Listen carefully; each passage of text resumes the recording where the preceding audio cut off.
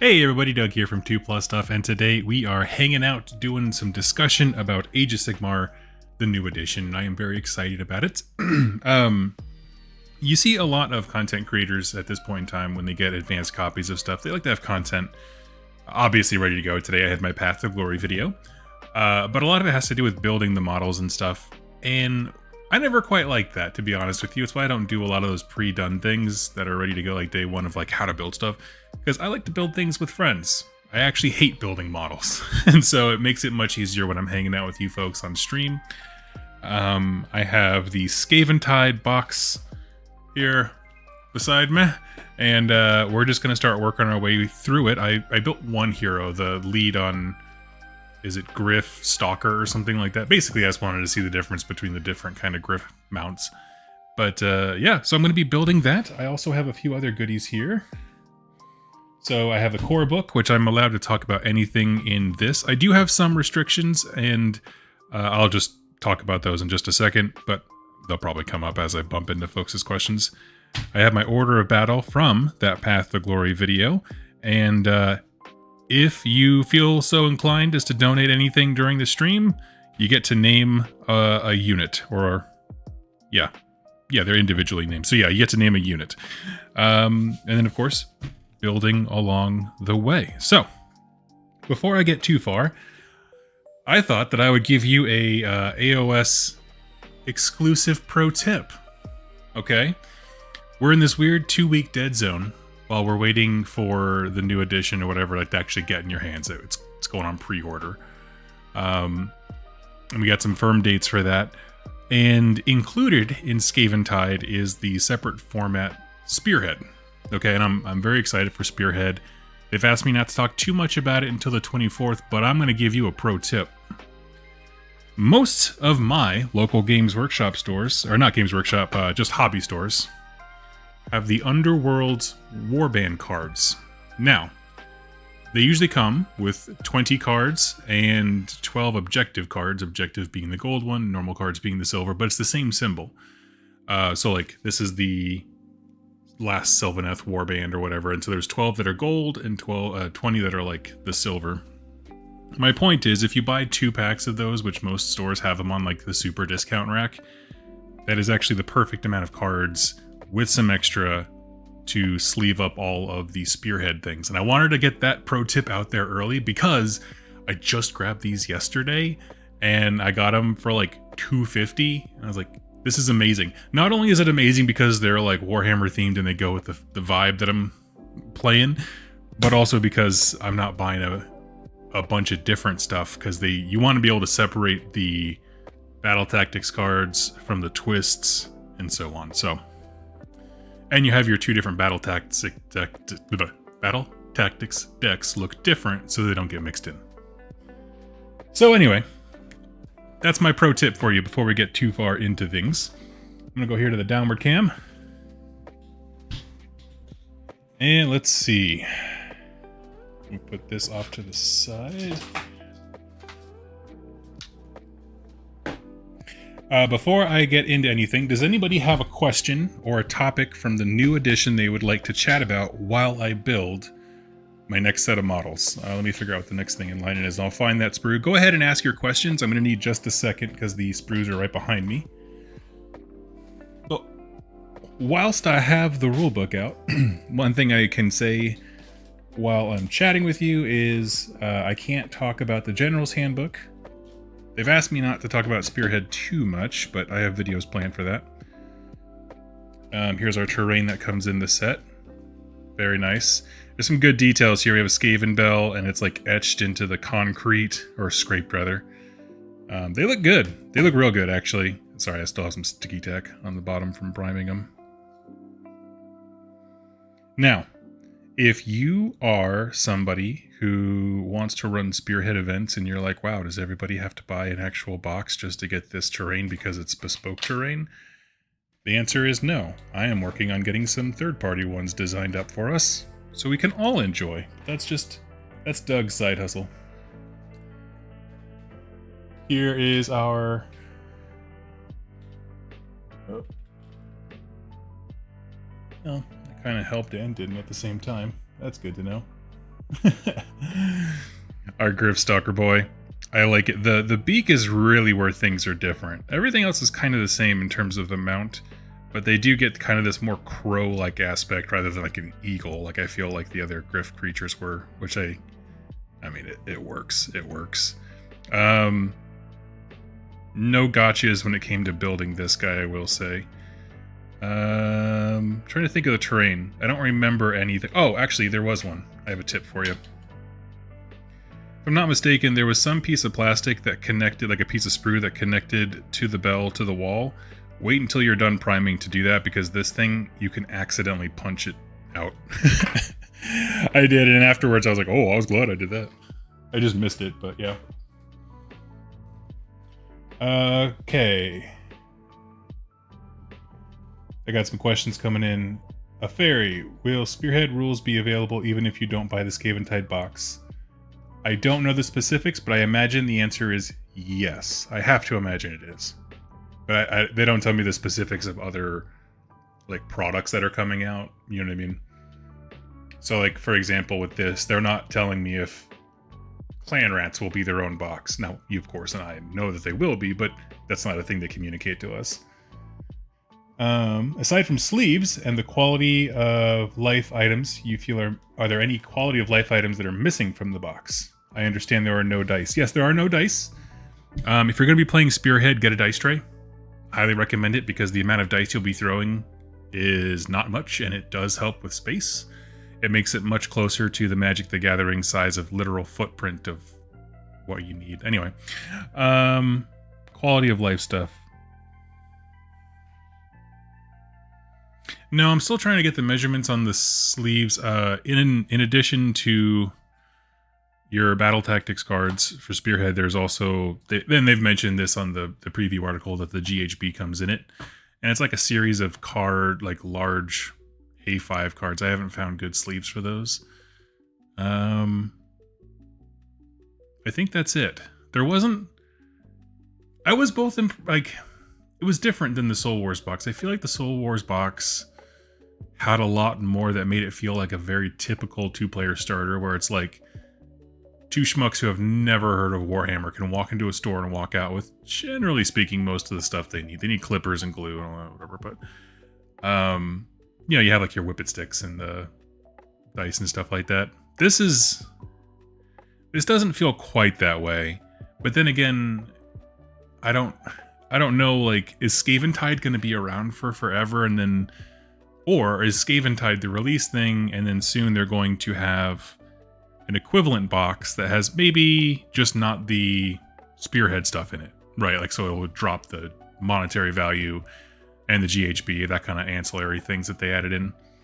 I can't think of anything else that stands out for any of those additional things, like even things that might become their own products later.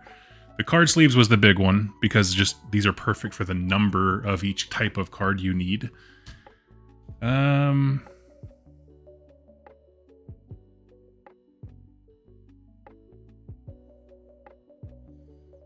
Spearhead plays with 5 objectives. Only 3 of them are marked as gameplay objectives for you and your opponent.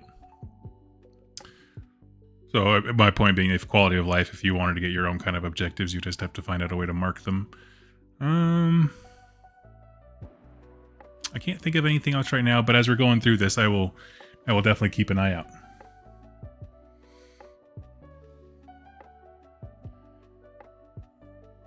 How are the rats? I have not built a single one yet. I'm curious about the base size of rat ogres. Are they still 50 mil? Ooh.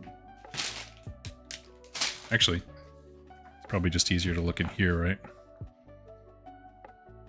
Yes, says right there in the build instructions, you throw them on a 50 mil base.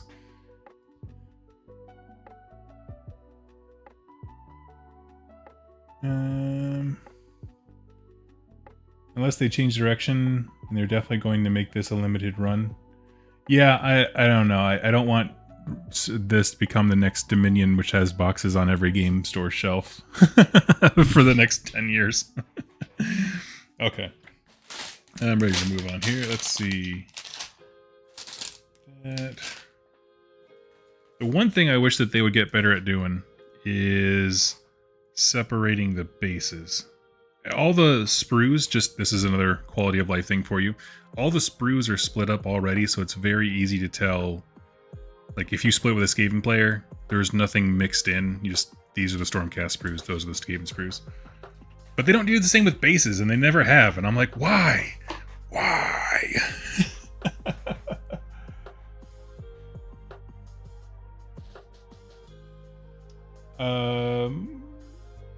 Would you say buying 2 boxes of the Scaventide would make sense for regular AOS? I would do both armies. What I would honestly suggest to you, and there are some asterisks that might change your opinion on this in terms of value, but what I would probably do is buy 1 Scaventide box and then wait for whatever the next smaller iteration is, because you're also paying double for 2 complete Spearhead game systems, 2 complete sets of the terrain that's for Spearhead, which of course you can use for anything else, but you know, a lot of those things have diminishing returns. So what I would probably do if it was me, I'd probably get it and then wait for the next box that comes out without that stuff. Save yourself some coin. The other alternative though is that if you have a buddy who wants to play Spearhead but doesn't want to buy the box, like they play a different army and they're like, I don't give a crap about Stormcast and Skaven, that's an opportunity to share that Spearhead stuff with them. So like I said, it kind of depends. In general, I would say that buying 2 Scaventide boxes feels very unnecessary, in general.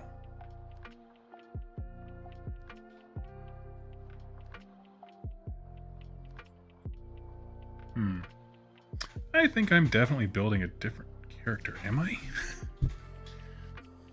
What am I building? Okay, wait. This guy's got a flame sword. Am I doing that? Ah, here we go. I was like, their backpacks are the same with that cool little like display on top, and so I was like, what in the ever loving hell am I looking at? Okay, here we are. Head. Okay. Keeping an eye on the chat over here. Let me move it over to where it's easier to see.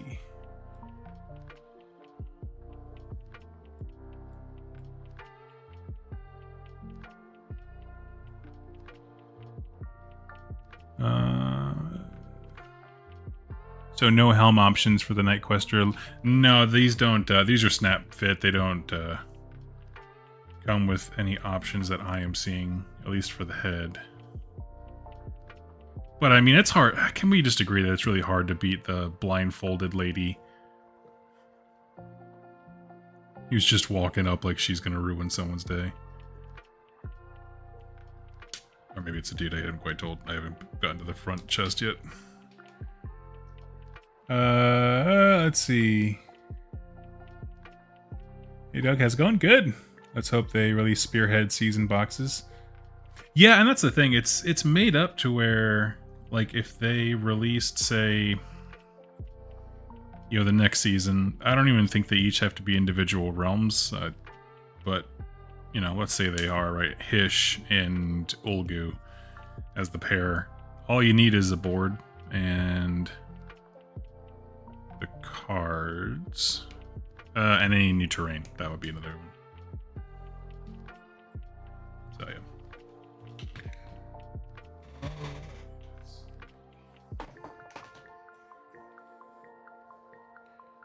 Do the prosecutors come with fully helmeted heads? Oh, I actually have those right here.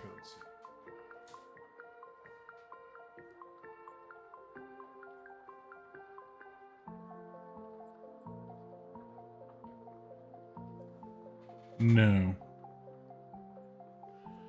So I do see head options. 1, 2, 3, 4, 5, 6, 7, 8. But as far as I can, well, that's right. Never mind. Give me 1 second. I lied to you. There are. I see a leader head. They looked like faces initially because they're Stormcasts and they just mold their freaking faces. Yes, there is. Piece number 30, what I think would be the hero one because he has the spiky halo. 5, and then there was one over here. This one here.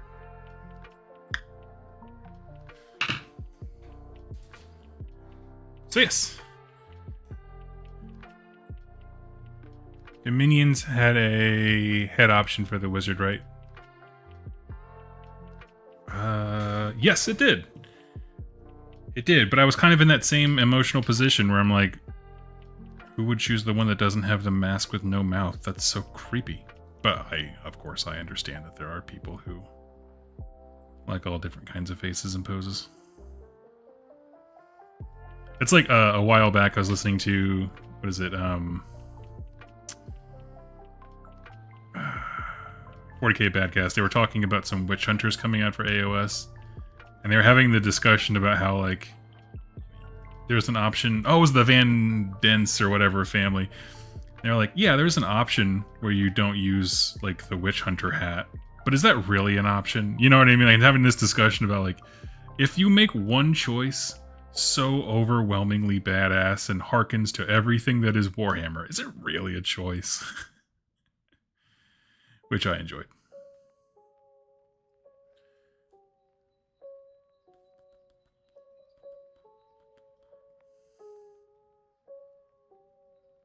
Let's see, you might be the wrong piece. What am I looking for? Sure is.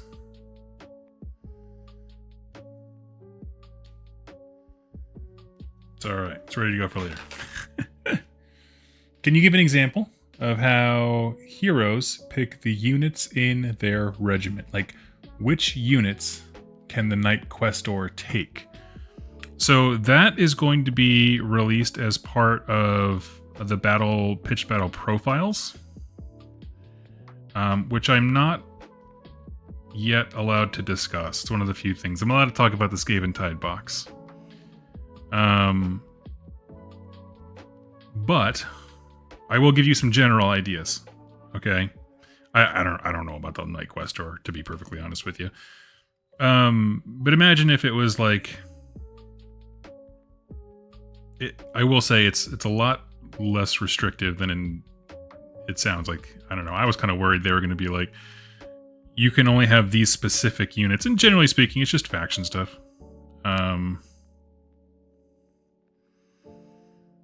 The Flesh Eater Courts are interesting because they have stuff where it's like, Aberrants can take anything. And then the profile for like, actually, I don't want to get in trouble. I'm going to pause there. I don't want to get in trouble. But essentially, it's very intuitive and there's not a lot of restrictions. Usually it's just a matter of how can we get different heroes into different regiments. Which we saw an example of that with, I think, the Khorne article, if I'm not mistaken. Like the Bloodbound or whatever can join each other. Or what's they're called? Is it Gore Chosen, the name of the old? Even painted her face under the hat? Yeah. Yes, exactly. Did you read the core rulebook? Is there new lore in the book that we really just don't know about yet? That's a fantastic question, Elrit. I actually have the core book next to me. Let me finish building my Lord Veritant, and I will tackle that for you.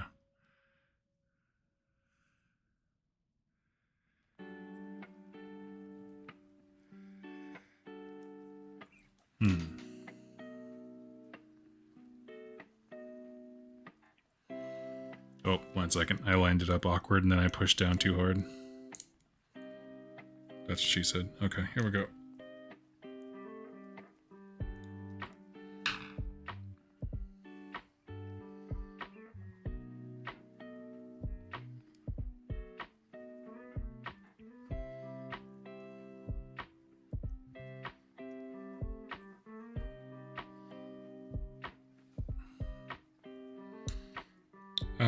I'm going to give you another heads up. I am somebody, and I learned this tip from Shu from Rerolling Ones, which is that I generally speaking think that push-fit models, with one exception, tend to be somewhat annoying and trash, meaning they just don't go together the way that they're supposed to. And my notable exception has always been the Stormstrike Chariot.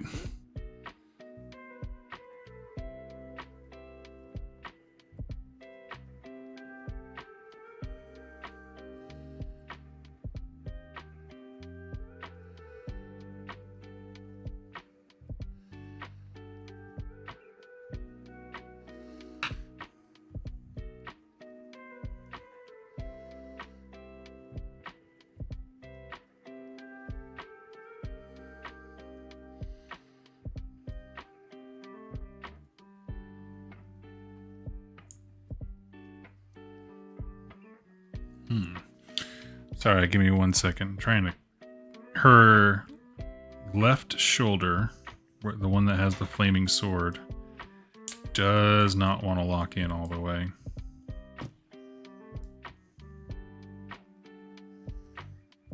So we do the Doug way, which is the GW way, but harder.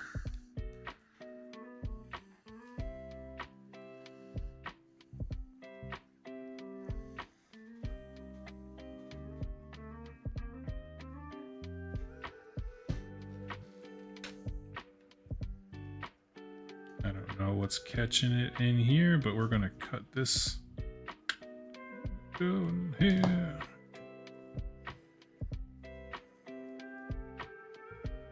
There we go.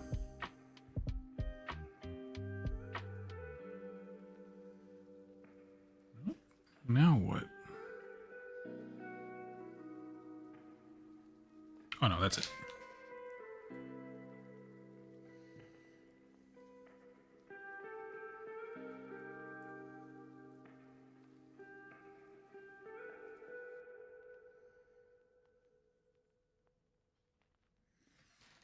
Yo, I am having the dangest time getting this thing built. This is good.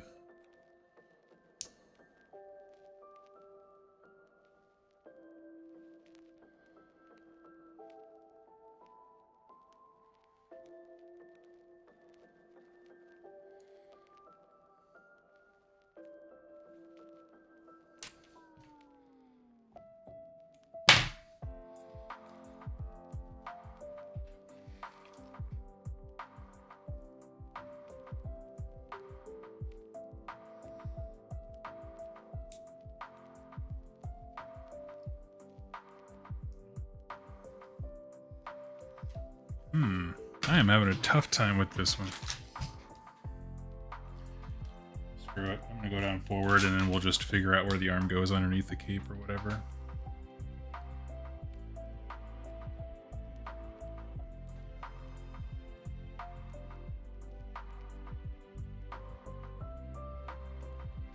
But we can seal her. What an effing womp womp, right? Clicks on live stream. Let's talk about Scaventide. The first model just does not want to go together and I have to end up clipping it. That's alright. It's not on me. Let's go. I think once I get her cape that drapes over the sword, it'll lock it into place. It's just being a real pain.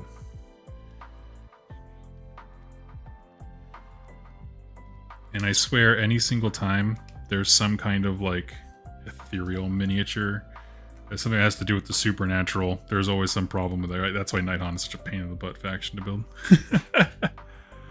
Is that a cover of Creep? Yes, I have a lo-fi covers channel going on Spotify.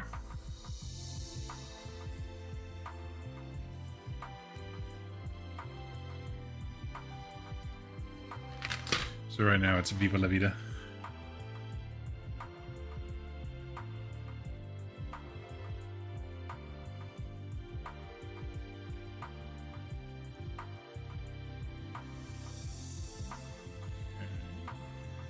Good.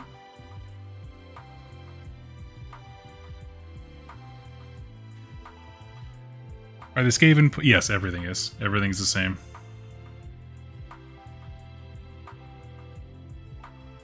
Normally, I take to cutting like the little nubs off and I just glue them in, but her arm specifically was like the nub for this firearm, you can see it right there, is like worked into the deepest crevice of her torso, and so because that was the first thing, nothing would line up after. Like, this is such a raging hemorrhoid of a of a thing to get this torso lined up. I will say though, for this guy who is much bigger and has whatever, like he did slip right together. He was good. Only thing I can give you a heads up for with him is the steed's footing. Just, it's easy to kind of let it slip and kind of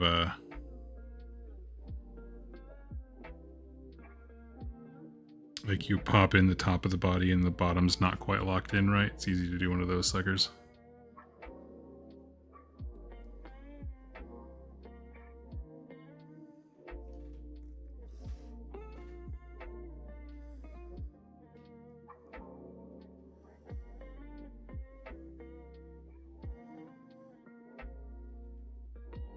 Okay, I got this.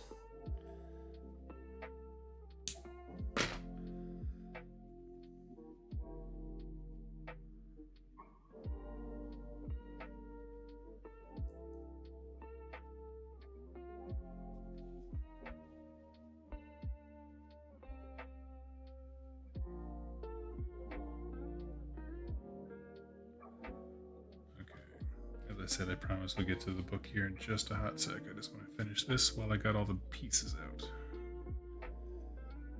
Because it's just this and then like, I hear shoulder junk, yeah.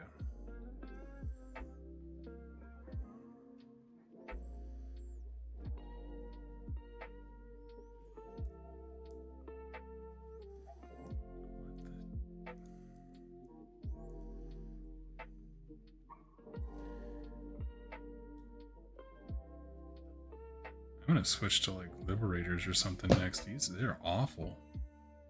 This particular model is nothing like that one. She has a honeycomb effing torso and everything is getting stuck to everything else. Okay.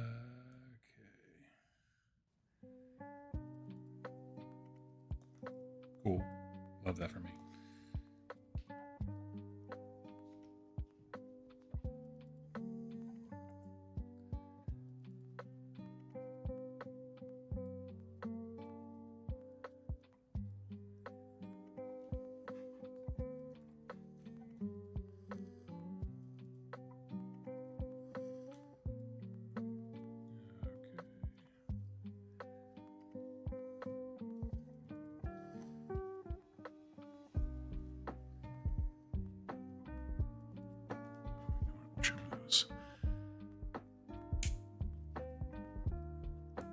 Giving me nothing but grief.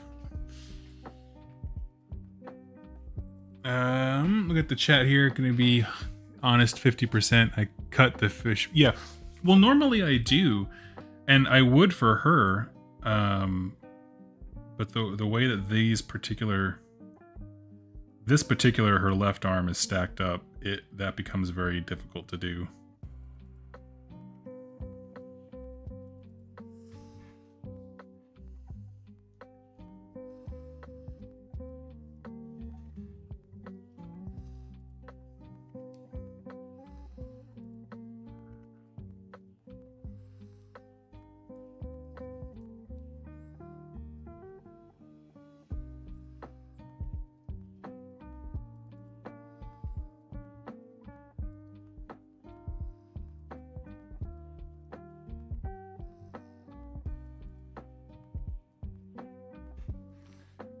I see how her arm is supposed to lock in now that the cape is there, and I don't like it.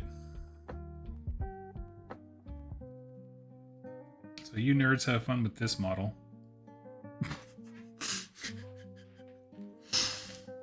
Let's see. Open the shoulder pad. I'll kind of bind it all together.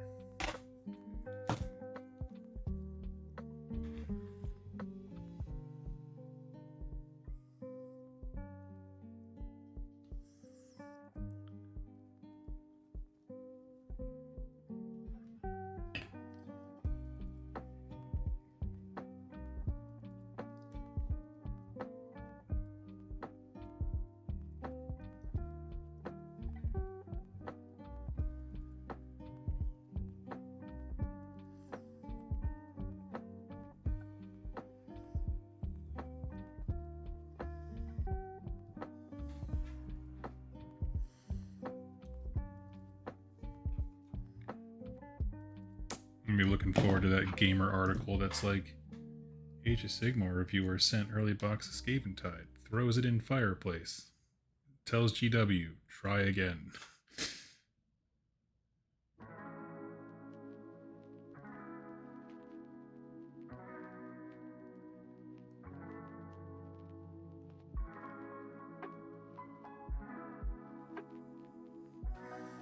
There we go, yes. So, if we're going through warnings about building this sucker, be warned, the Lord Veritant's left arm with the flaming sword sucks. However, when the cape and the shoulder are there, then you can kind of see right there, that line where the shoulder plate is. That is the curve that you need to lock the final arm in. So had I known that, I would have just ignored it until the very end and used it as a last piece. So an option is cut all these superfluous little pegs and stuff off of the Flaming Sword's inner arm, and then just pop it in there at the end as a final piece, because that's the only way I was able to get it. And thank you all for watching me struggle on camera. What are they on? A 40. Okay, let's grab one of those suckers.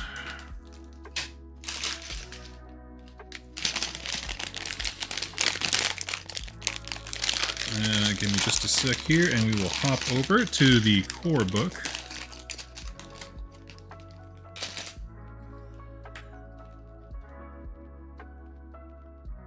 And we'll start chatting lore and stuff like that.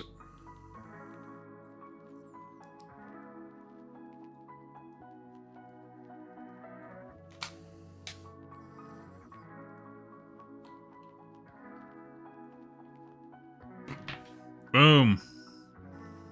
Kind of an awkward pose on the rock there. Gonna move you around at some point, but it's enough because I need her upright to glue then dry that way. Okay. Let's move some room. We're gonna talk about some nerd books. There we go. Unfortunately, I need her to dry before I can go any further with the other shoulder and backpack. That's okay.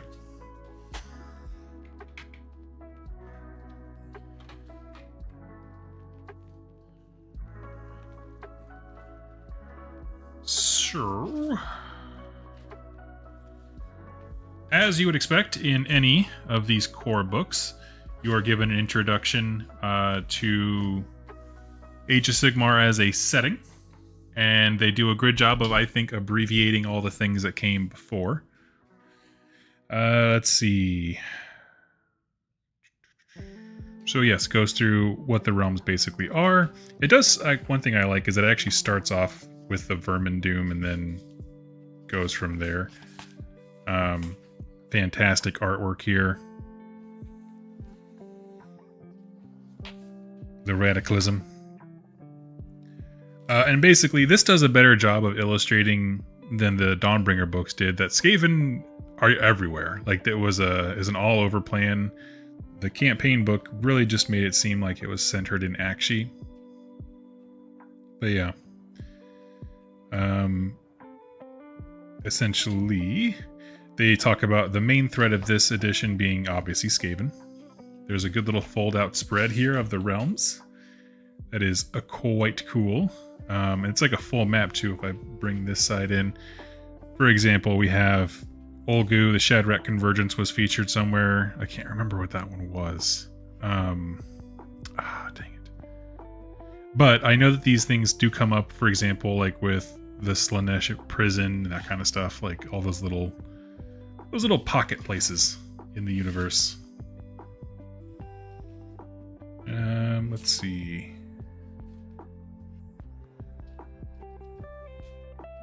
But yes, this is a good job of breaking down essentially like this is a realm. That little circle is the Great Parch, which is all we've ever known of Akshi. And it goes through the basic info of it's way more stable in the center. Except for Shyish. Don't go to Shyish. I love this graphic over here on the right of the various types of Realmstone. Sorry, my glare is killing me, but it's been so cloudy here lately. Warpstone and Varanite bringing up the bottom images there, but then it is Emberstone from Akshi, Cyclostone from Ghiran, interesting, Amberbone from Gur, Chamonite from Chaman, Celestium from Azir, Gravesand from Shyish, Shadowstone from Olgu, and Ether Quartz from Hish. Now, it's interesting, as far as development and lore, kind of stuff, they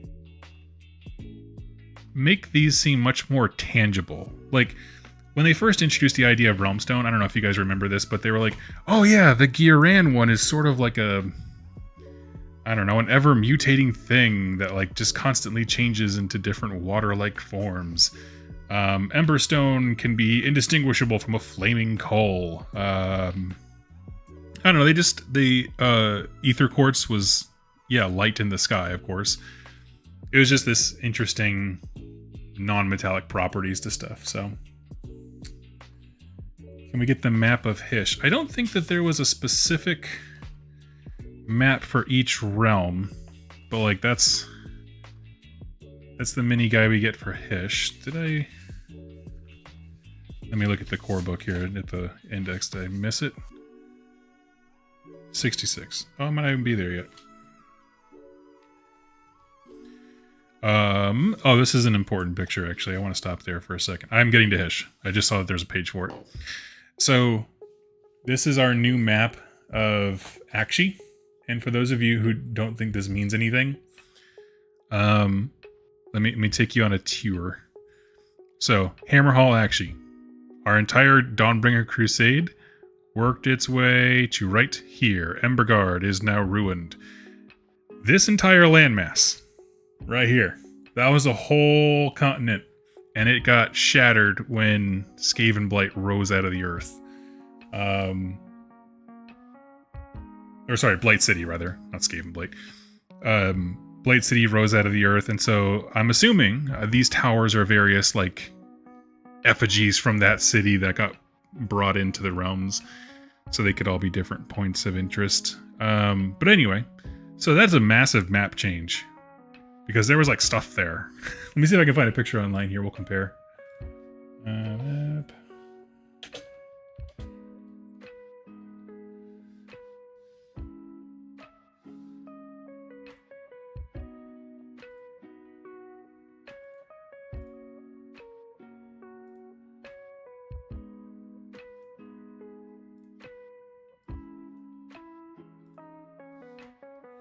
Okay, so here is a map of Akshi from an earlier campaign book. If we follow the mountains, you see that's kind of the same, right?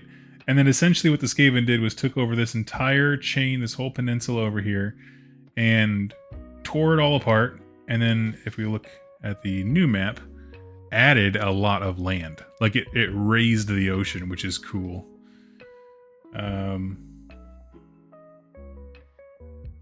But yeah. Kind of glad I have the Red Harvest Warcry terrain. Oh yeah, that's a great one. But yes, whenever Khorne gets their book, I do plan on doing a Blades of Khorne army, because also a fun fact about this, if I'm not mistaken,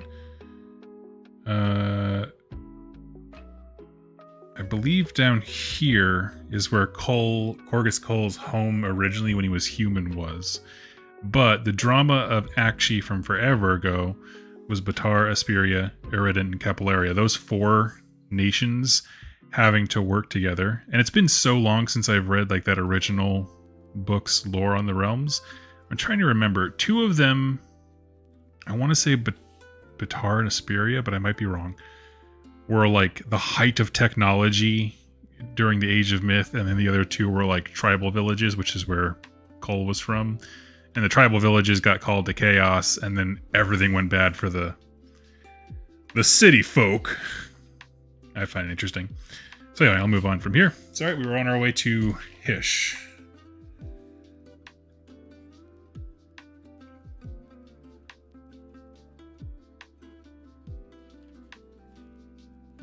Okay, well, we can't be too far. We found Ulgu.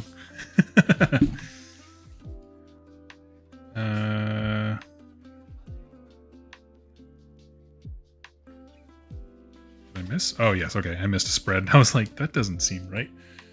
Okay, here we are in Hysh.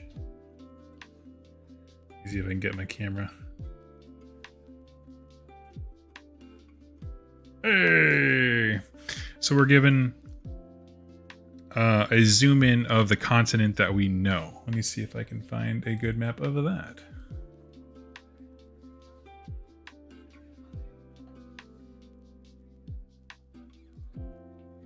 Yes. So this is the Hish that we know, where it is symmetrical from the sky, barring a few geographical features.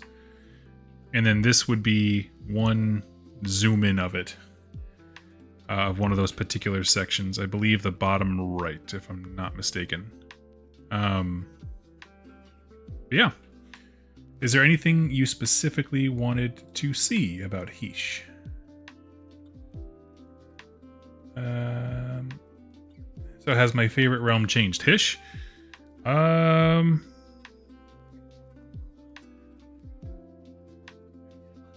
Not really. There's some cool notes here about how the flora and fauna radiate intelligence and wisdom and all that kind of stuff. Nothing stands out just from my... They give you an idea of the Spire Fall from the Lumineth history to kind of explain some of the destruction. I can see at least 1, 2, 3, 4 good Skaven holds. If you're somebody who wants to keep your armies, you know, lore up to date or whatever, and you have yourself set in Hish, you got one in Zintiel, one in Iliatha, one in Nemetrica, and just off the landmass of the Zitric. So, there you go, my friend. Wanted to see how the Vermin Doom affected it. I think the only place that was geographically changed was actually when Blight City rolled up, but I think, like, I just listed out Gnawholes and Skaven fortress cities and that kind of stuff are popping up all over. So you got 4 there. I'm going to check out Gur. Oh, wow. Look at this. That is a spread for Ulgu. That is wild. I love that map.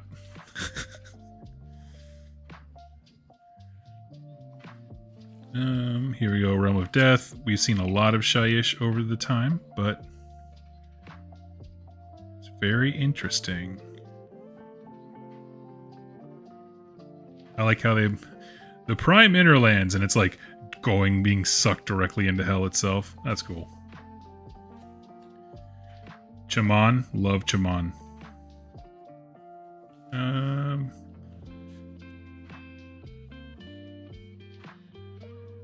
Let's see, we got a couple Skaven holes here. 1, 2.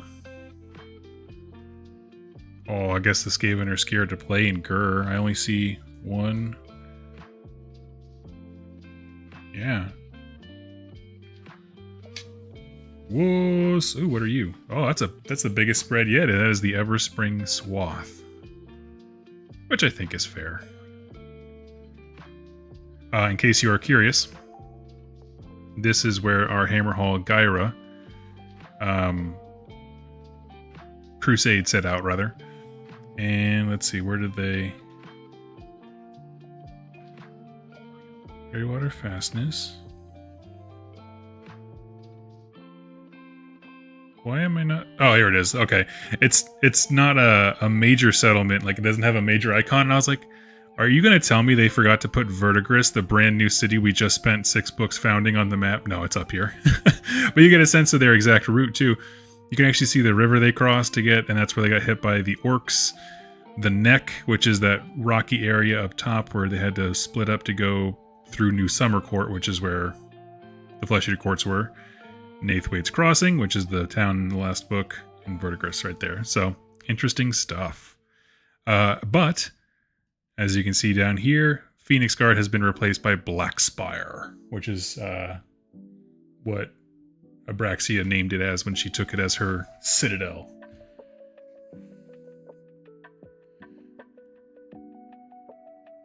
Looks like Hish wasn't changed. It's just a different zoom in. I showed the realm picture. It's just a zooming in of a particular thing, which I'm fine with. I understand they don't necessarily want to like depict the entirety of everything for every realm. The detail in the maps is really nice. Liam, yes, and what I will say is that one thing they've always improved on is when they remake maps, they don't...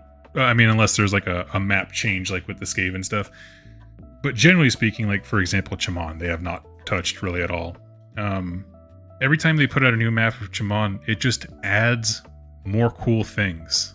So I'm gonna lean in real close here. For example, you get everything from the names of mountain ranges, rivers, archipelagos, obviously cities and stuff like that. And then, yeah, I don't know. I love it because you can go down to the micro of what this river is, or you can zoom out to like, we protect Gazan Zar, right? Which it would be this entire continental plate. I don't know. I feel like every time they release new maps, they get better. They've always added more texture with every one of them. In particular, these ones I feel depict forests much better. You can see the little like green variations in them. A lot of times, the original maps were just like blank. It was like parchment paper, which is cool. And then the next ones had like geographical stuff like mountain ranges. And then I feel like we got rivers at some point. And now we're getting to the point where I feel like, okay, this is a map. I can plan. I believe it's... Oh, is it Black Pyre, not Black Spire? Really? I think I...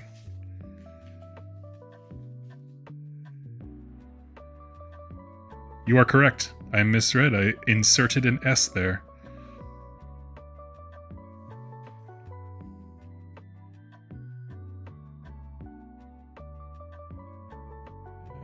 Let's see. Can you blame them? There's a load of orcs cracked. Oh, yeah.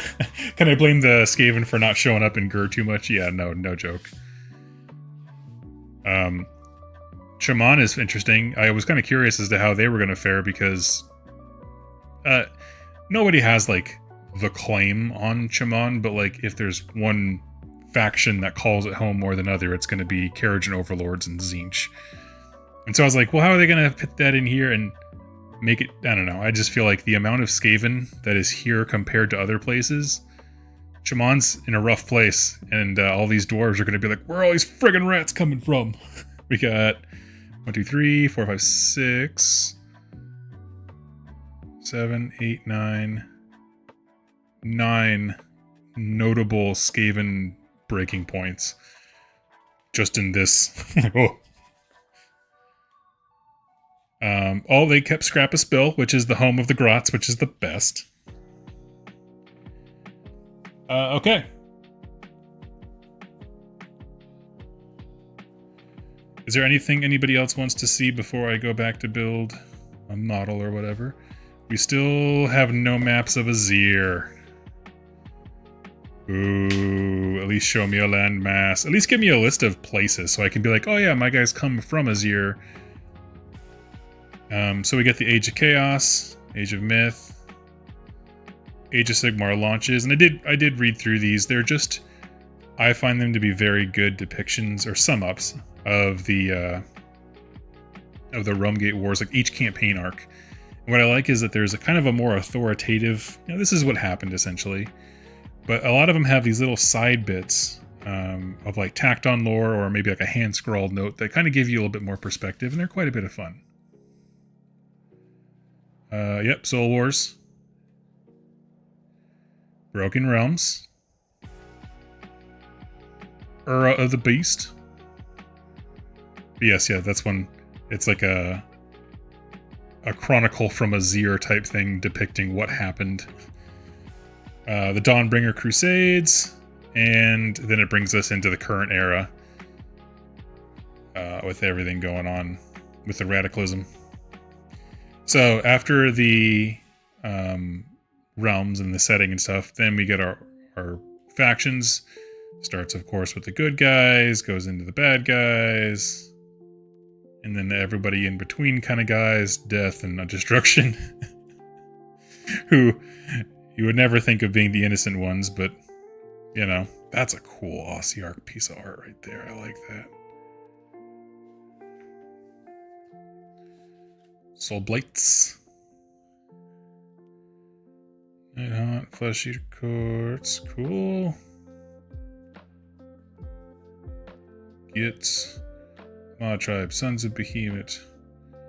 I must have skipped over War Plans. I had a bunch of pages in my hand. Can Can you tell us about what's in the Iron Jaws Spearhead? I can't talk about Spearhead for a little bit. I apologize. They asked me to just stick to Skaven Tide and Core book for right now, but give me a day or two.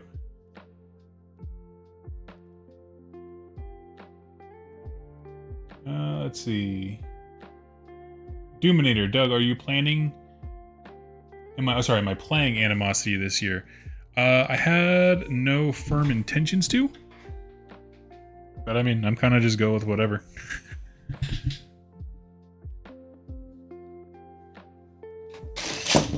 Oh no. Okay, let me pop my hero back off here.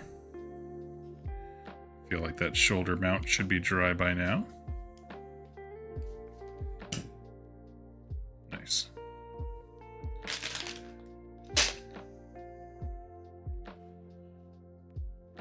Any lore updates on cities? I mean, they don't really update factions specifically in those things. I mean, it's the core book. It's to introduce the concept of a faction, so no. Other than to say that Skaven, yes, immediately appeared on their doorstep. And they were not looking forward to that.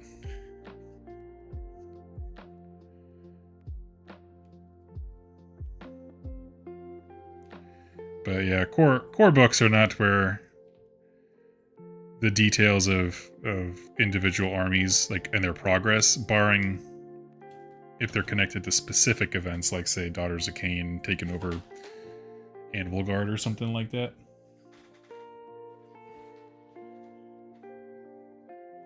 Join late, good to see you. Hey! I think we are going to see Kragnos get led through Skaven Warp into the city. Been pondering this. What city, though? There's a lot of different cities. So you think the Skaven are going to lead Kragnos into something? I don't know.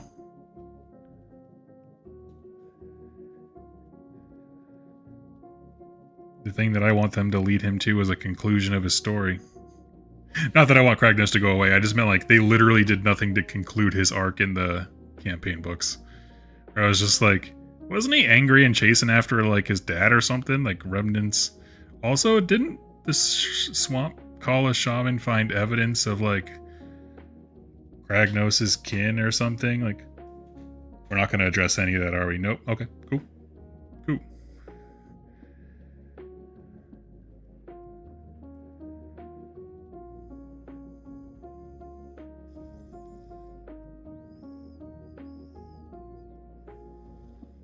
I would have accepted a real MacGuffin at the end there if Kragnos' family came back with him.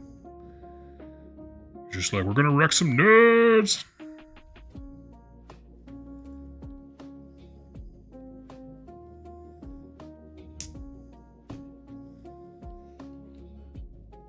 Doug has officially reached his end capacity with this particular hero, and I'm just cutting everything off and gluing it at this point. So I'm looking at her Gryph-hound, and I'm like, that Gryph-hound's not going to be this hard.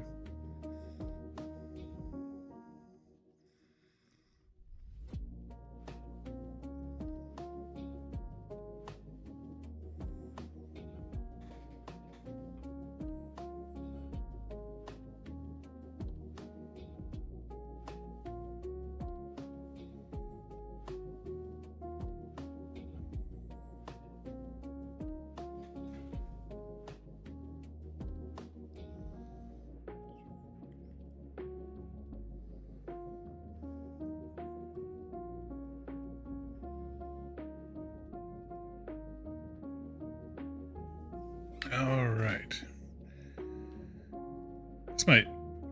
This might legitimately be my least favorite model I have put together in a long time. And I don't like building models. So, it's not like a terribly high academic achievement for it, but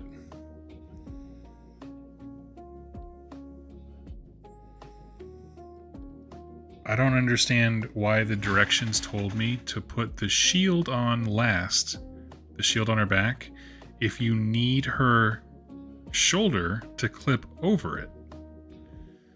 I hope that everybody is taking notes, because I I need this energy to be useful to somebody.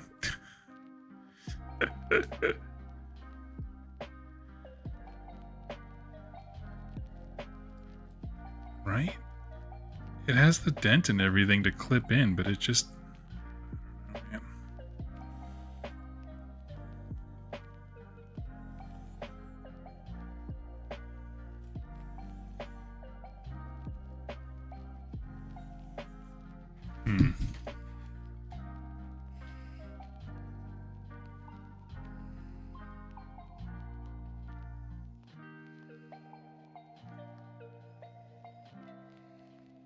Alright, I'm done with that one.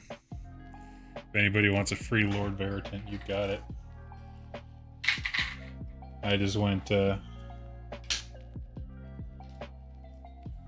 treating that thing like a spirit host. That sucks. I am so unbelievably frustrated in this stupid model.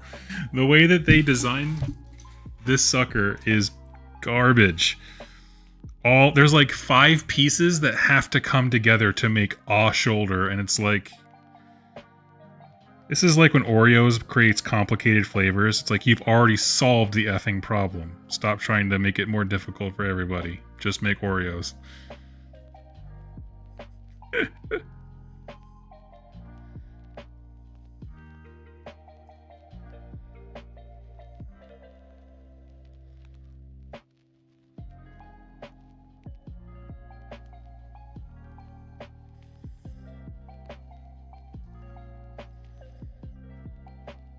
Aha, there we go.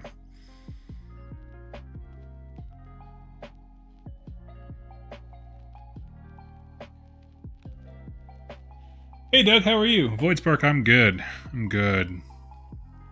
Trying to build on camera often makes me a little bit nervous, but I'm having such a hard time with these minis that or this mini in particular, it's just her so far, that I am just not having fun.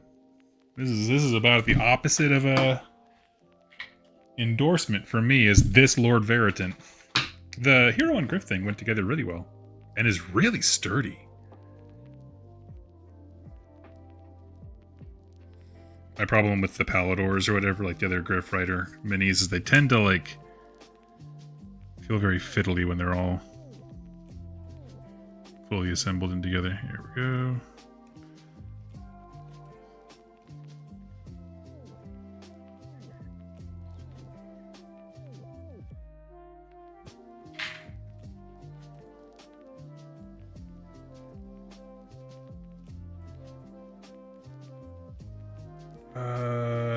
Elec man. Trying to read this and build models and read essays is not super conducive. I know you're talking about Gobsprack, but nah, I'm not gonna go back and read the whole thing. Something about if Craggy's family came back, he wouldn't have the motivation. See, I disagree, because he got himself into trouble before. When his family was around. He got them all hosed and put in the locker.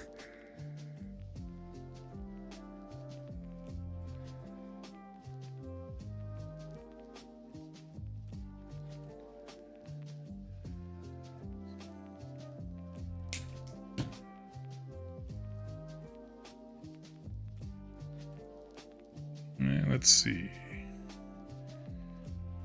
Clipping. Done with all of this business.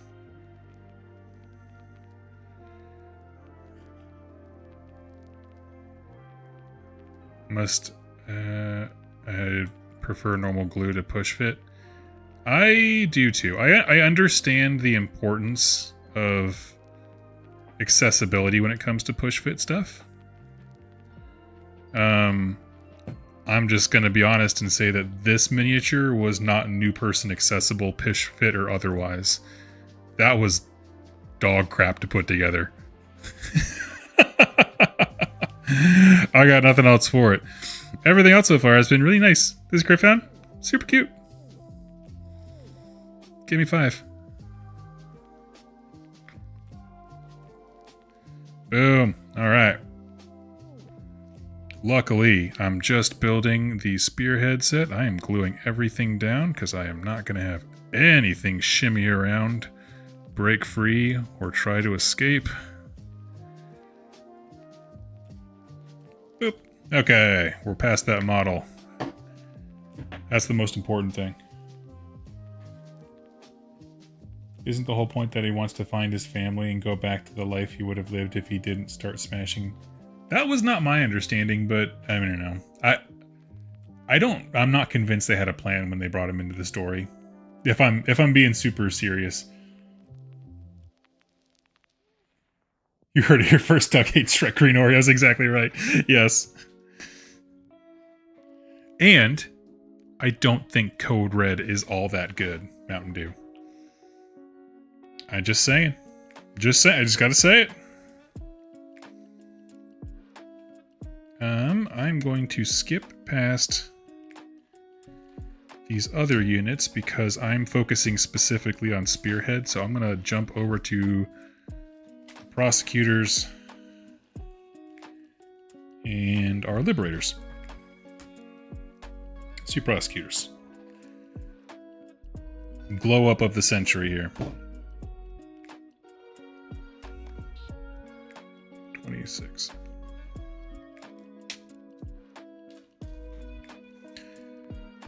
Okie dokie.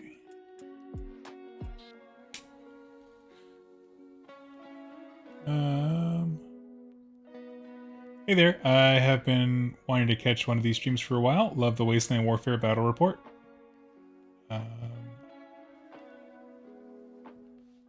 Hope you and chat are doing well today. Thank you so much, Inkwell. That's so kind of you. Thank you. I appreciate that.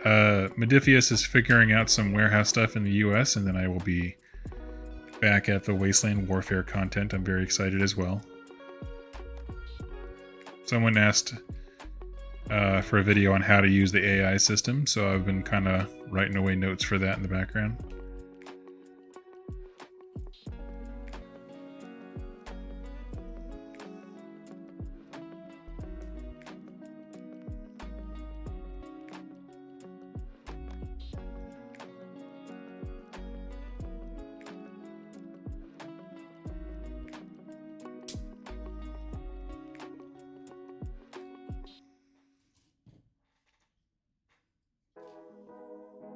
Might be the only one, but I don't like Kragnos.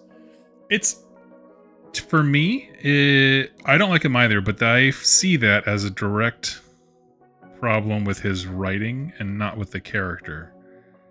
Like, if you had said to me before he came out, hey Doug, we're thinking about putting out like a god tier character for destruction, something that's ancient, it's been lurking, trapped away in a ravenous Gur mountain for centuries untold, from an ancient race that doesn't exist. I'm like, oh yeah, dude. Like, this sounds rad, right? I'm into that.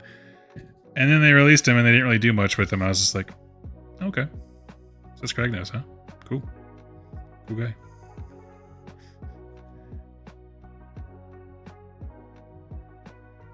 He's here and he means business. I'm sorry, who is he again?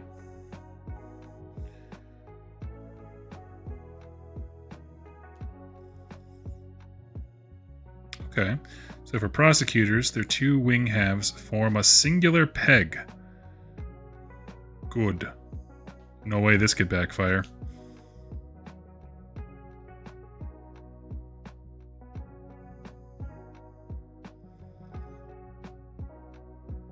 By that, I mean not that. This is going not well.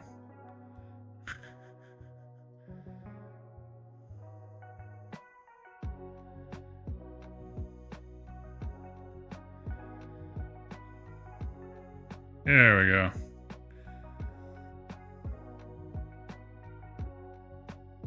Really? Okay. There's a little, like, jewel thing here, and I just kind of assumed that that would be at the top, but it's not. It's at the bottom. That's a choice. Okay, now what do I want? A champion. I want to do that guy.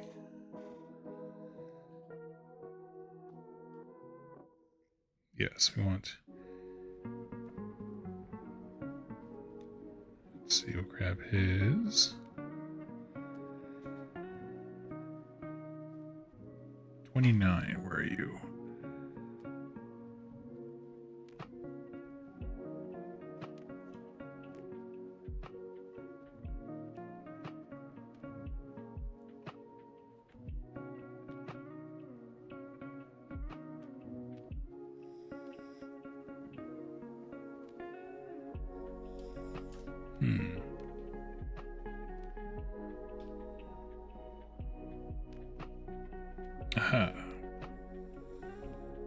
they do give you the option, and if you are someone who's looking to buy multiples, to make a non-champion version. So you could just fill this up with like 2 reinforced units or whatever.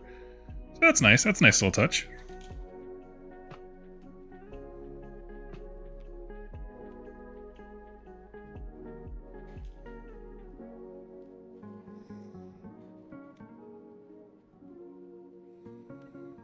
Going helmeted.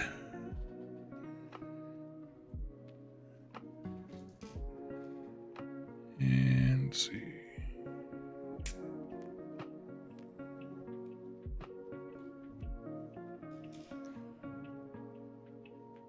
Anyway, gotta go. Play some Warcry. Nice.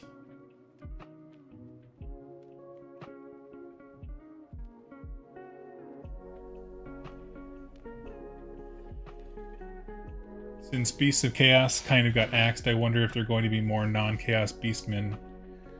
I don't know. I have no idea. And if they do, it's like, well, why not have just kept Beasts of Chaos around and supported that range? It's just their internal. I said before that I very much appreciate Games Workshop. I just feel like sometimes their business aspect is run by old men who just don't seem to understand.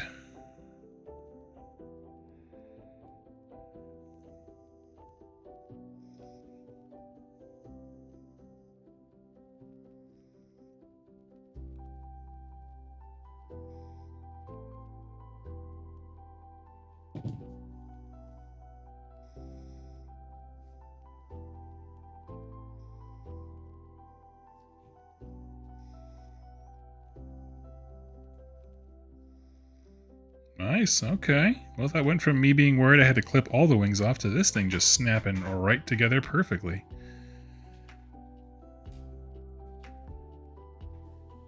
Does anybody else have any core rules questions or modeling questions that they would like answered? I am here standing by for you.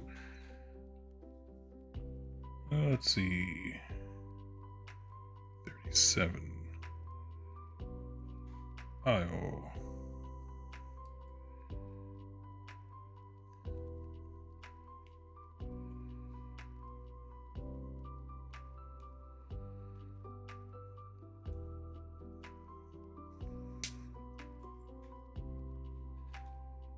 Let's see, got that.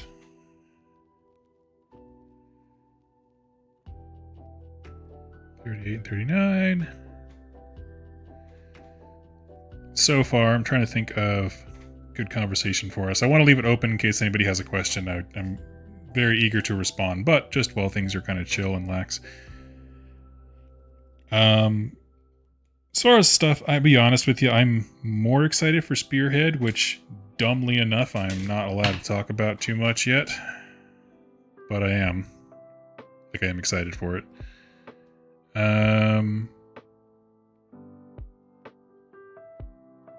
But, as far as the main game goes, I'm so interested to see what other people think.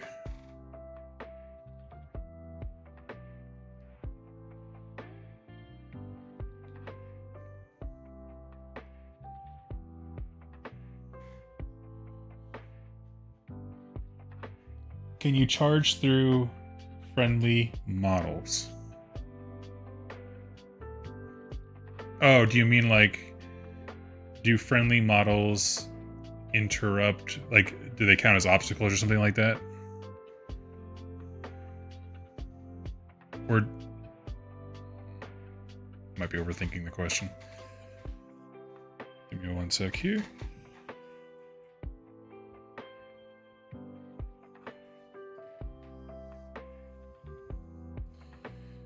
Okay, let's see.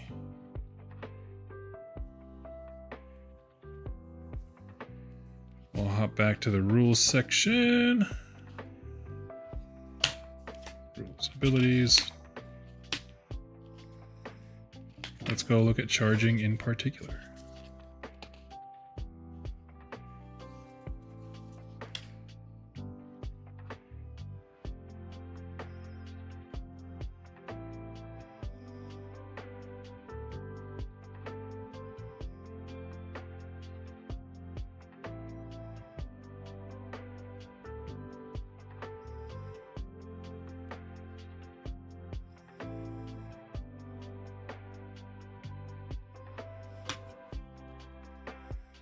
I don't see anything that says you can.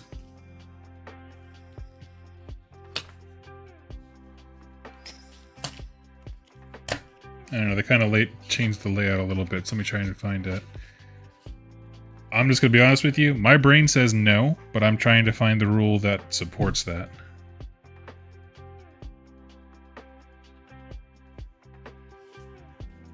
They did such a good job with all these little, like, suggestions that I... Just go look at charge.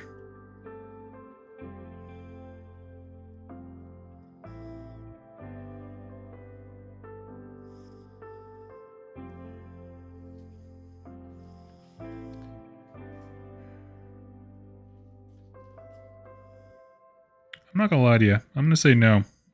I don't see anything that makes it seem like I can walk through my own guys without fly. Why would you be able to on the charge?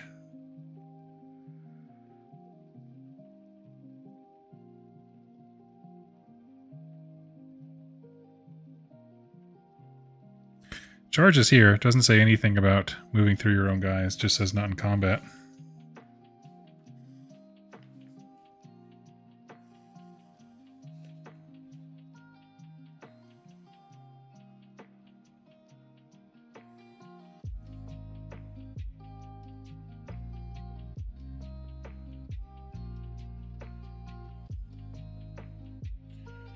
For Sylvaneth, I'm trying to see if there's any way to make you able to actually get to put down the Wildwood to be able to use it to strike and fade, because Wholly Within 6 is going to be impossible.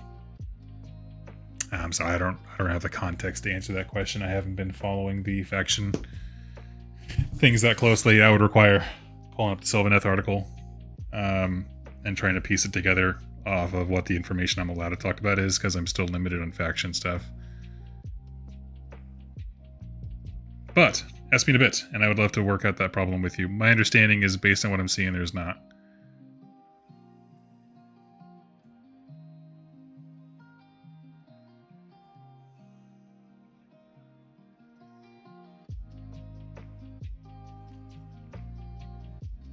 And my store told me the new box is the main way to get all the Spearhead rules, as the separately released core book will only have a few. Maybe he meant all the factions. So Adam, what included in your Scaventide box is a separate book called Jade and Fire, which has all the Spearhead rules printed. I don't know what your guy told you about it being the only way. I mean, they haven't really told a ton of information, so like...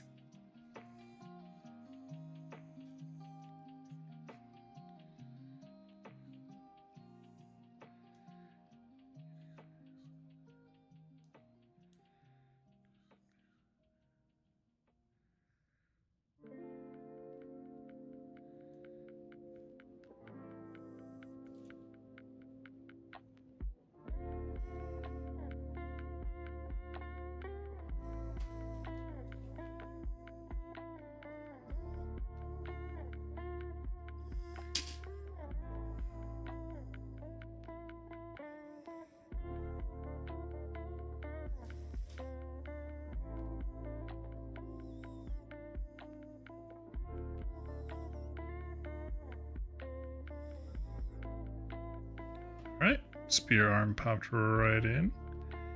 Angle was a little awkward. I feel like I would have done the wings last had I known how the body works, but that's okay.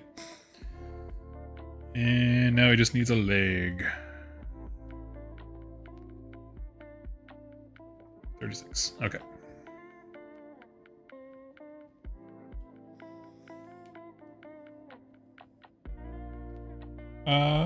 Given that all 40k combat patrol rules are free on Warcrime. Oh, you're you asking, are the rules the only way to get them is in the printed thing? No, they've said that they're going to be available for download. Sorry, I didn't understand the question. I got bogged down into what I thought your friend was trying to say that I kind of missed maybe part of the question. My understanding is they'll all be printed with a copy of the core rules in the Fire and Jade box, and available. All of that will be available for free online at some point. I don't know if it's launch day or what. We don't get those kinds of details from Warcom, unfortunately, but the big hindrance I feel to spearhead with what we know so far is just going to be like it uses bespoke terrain, and you have to. The bottleneck is that everybody has to have access to terrain. Obviously the map and objectives, but those can be measured out. But then also the battle tactics cards and twists and stuff like that. I reached out to the guys at Goonhammer and I was like, are you guys like making a generator or something like that? And they were really cool. They were like, you know, we want to, but it's just their development energy is all about AOS 4th edition right now, getting, because they have that like that army game app tracker thing. Wow, I just sounded like I was super old. A game tracker application that you can use that's really helpful for 40k and AOS. Heard great things about it.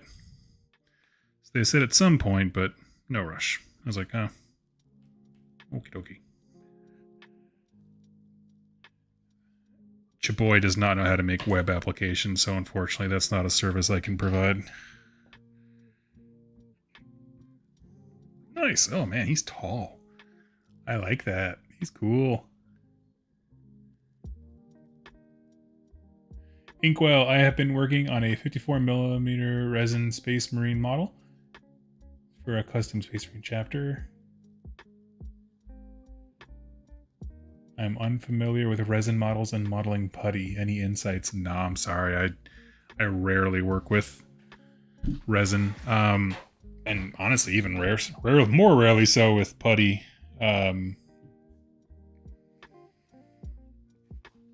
Yeah, I got nothing, unfortunately. Nothing that I would stand confidently behind, because then if it crumbles into dust, I would feel like a piece of garbage, so.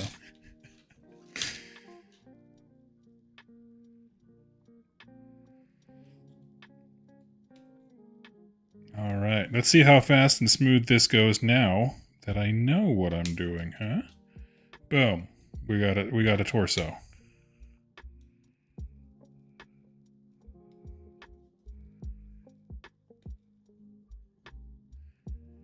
So far, the worst part of this entire box has been that stupid Lord Veritan model. It's not stupid, it's a beautiful model. I'm sorry I keep saying that. I was just really frustrated with how its arms and cape went attached.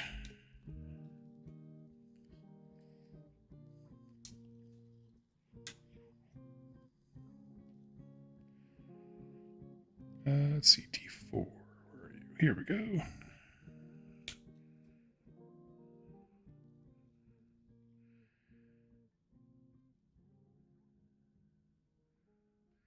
Grab a helmeted head. Always love the helmeted ones. Makes them just... I'm going to basically dry brush these guys. I want them for Spearhead battle reports, but I don't have an interest in collecting another Stormcast army.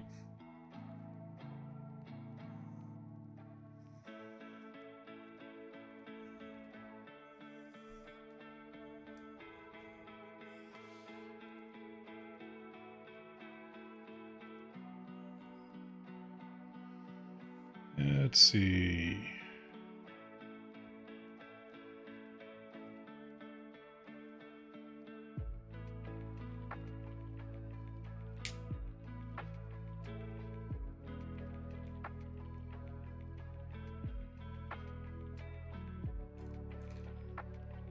Go. We'll start here.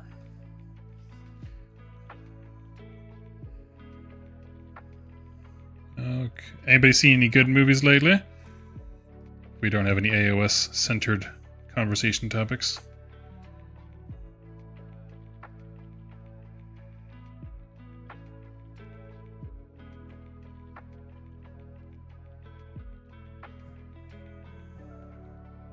No worries, thank you either way.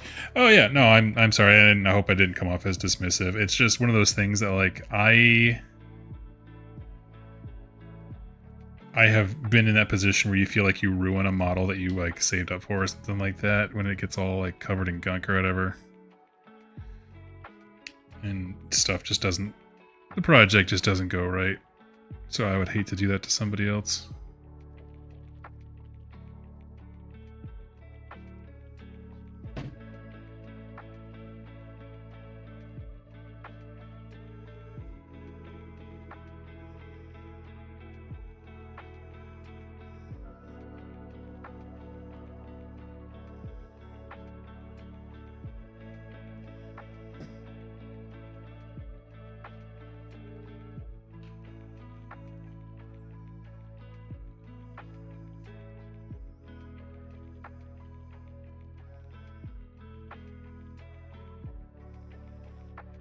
Nice. This guy is even better.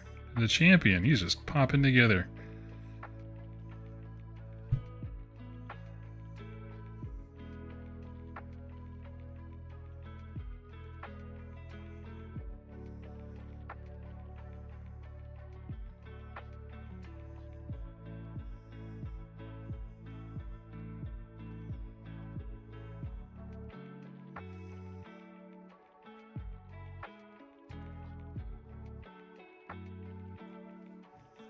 What is your favorite wings on a model AOS currently? Favorite non-unique wings? Ooh.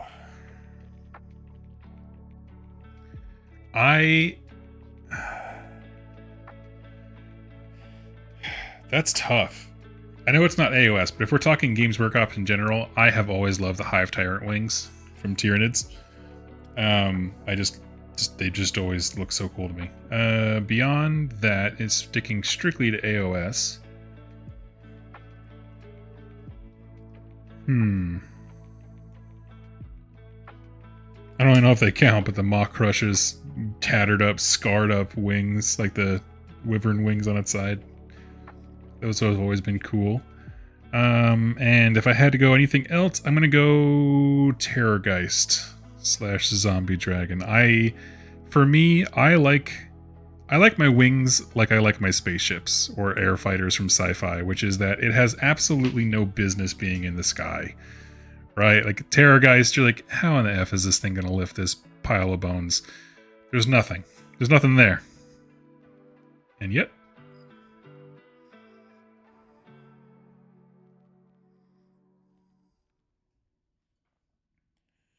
missed the assembly. Can you put the wings on separately? Yes.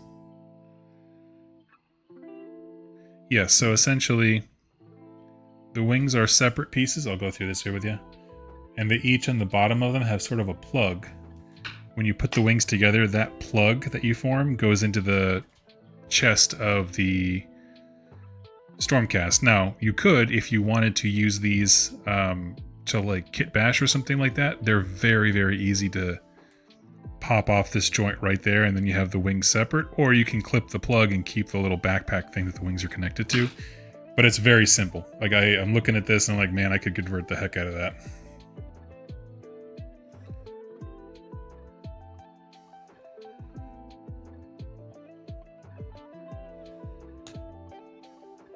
Okay.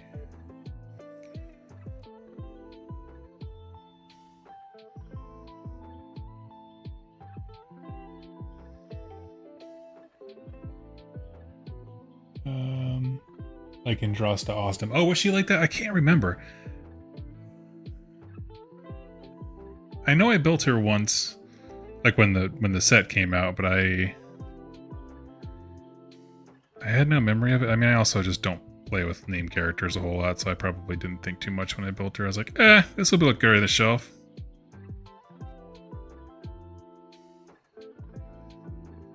Boom, that's number 2. That took no time.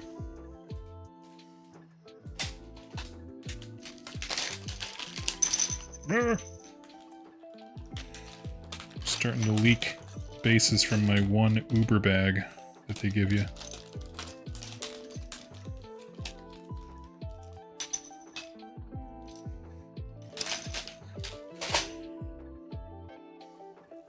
No way you got an advanced copy. I did, yes. GameStop was kind enough. They were like, hey, if we use your graven image for promotional material, can we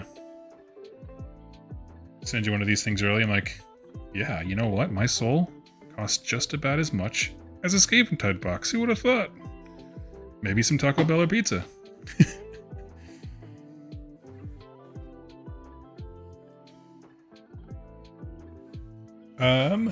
Did you get the indexes yet? I did, but I cannot talk about them.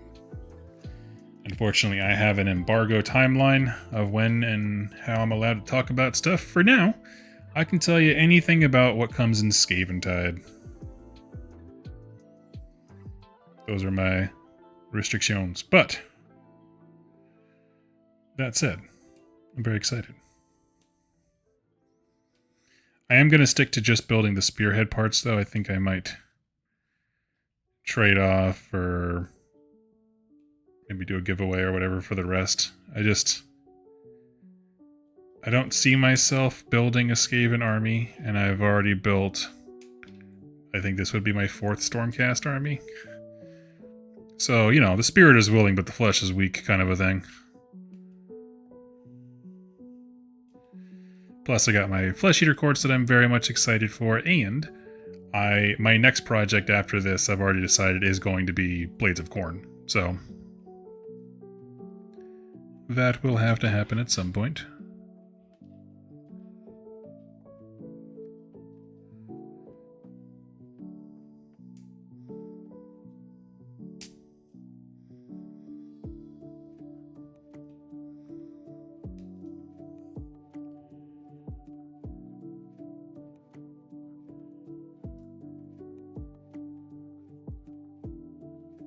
Is that mounted Stormcast hero subassembly viable? Let me remember. I have my instructions right here. I want to recall exactly how he molded into the mount. Yeah, not really. I didn't think so. So the front of him would be, but if you look here on the back of the mount is molded directly into his cape, which covers up, like, he's basically an Easter egg hollow on the inside. So it would be difficult. I mean, unless what you're converting him to is also having a big old cape on its back, you would have to do a lot of resculpting. That's my initial thought.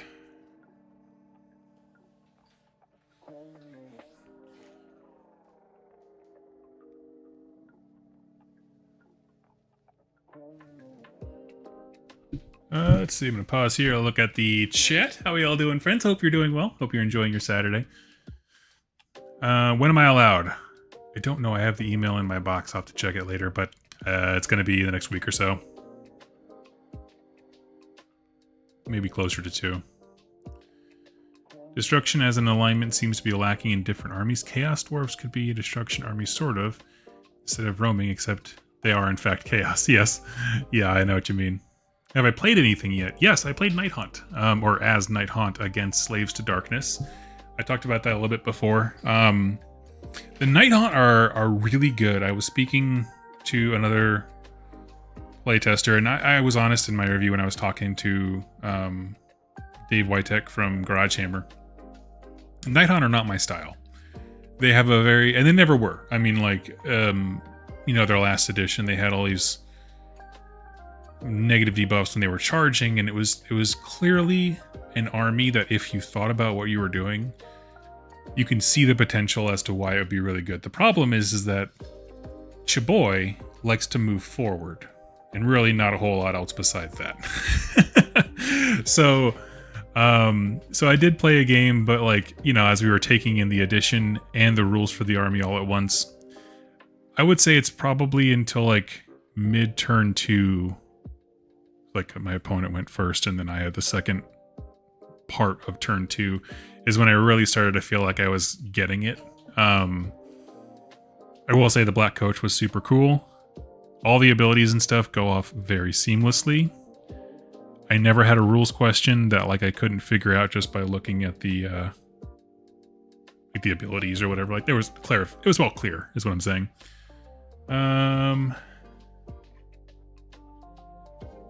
What else?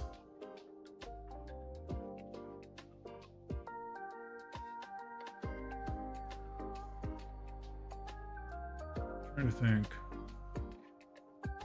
My opponent played Slaves to Darkness, and I don't think that there's a lot of moving parts to that army.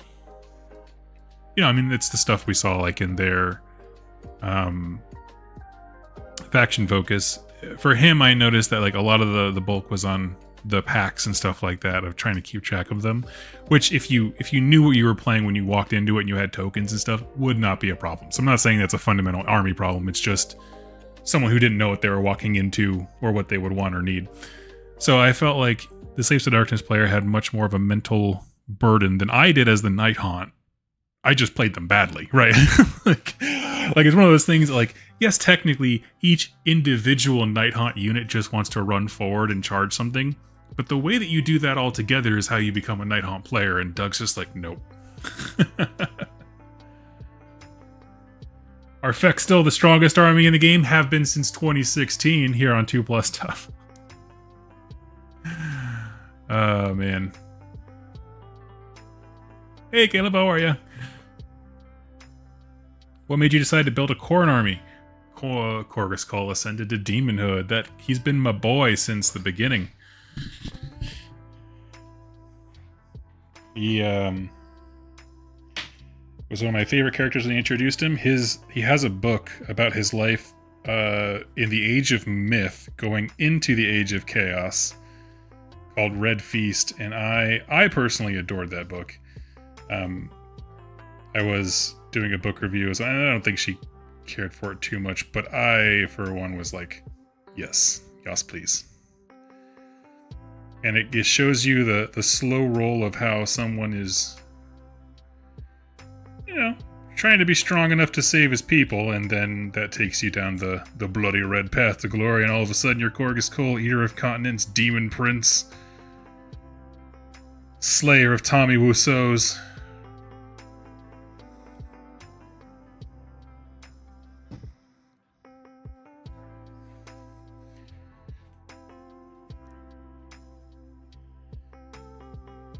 But yeah, that's the big one. I love the character, and honestly, I like painting. I've always liked the armor and stuff like that. Like, I mean, they're essentially slaves to darkness, but with flair, right? Because they have the possibly red or other color patterns, but typically slaves to darkness are black and gold or silver or whatever. I like the Khornate. I don't paint a lot of red armies, so it'd be kind of fun to mix up the color palette too. That's another part of it. Let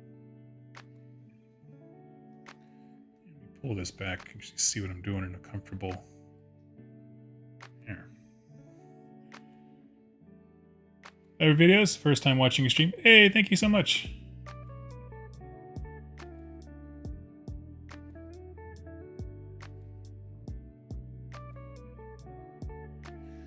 Let's see this.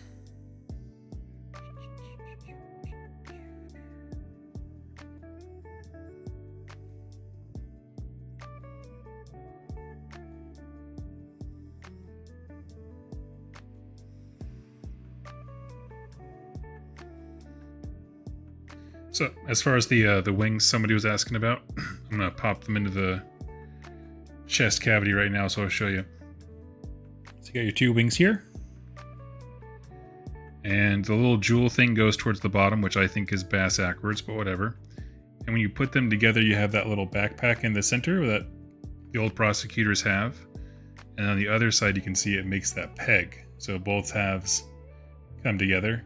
So if you just clip those peg tips, then you'll just have this nice backpack. Or if you clip the backpack, these...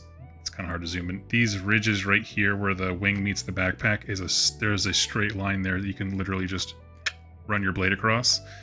And then you can put them on anything else you want. So I just wanted to point that out. Somebody was asking.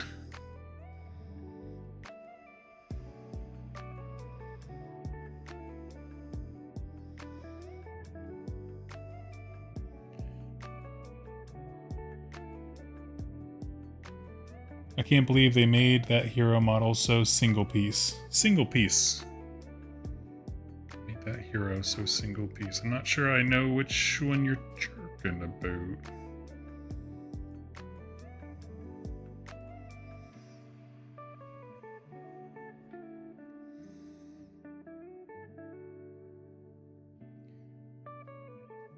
Because if it's this guy, I get it. If it's the Veritant, being single piece was not a complaint I had when I was building that. That thing was not fun. And I will use stronger words when I'm not online, thank you.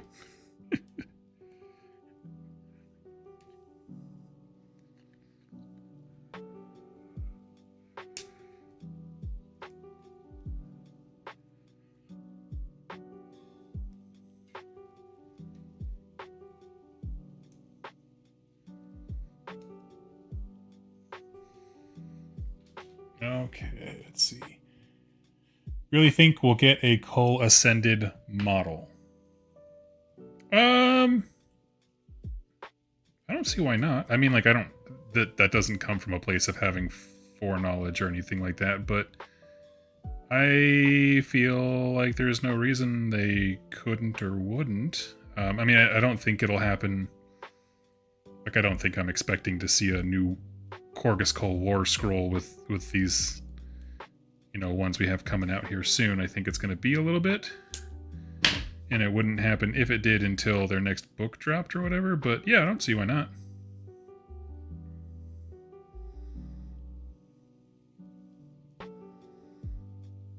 Because my thought is, if they're not going to, why bring them up at all? Right? Like...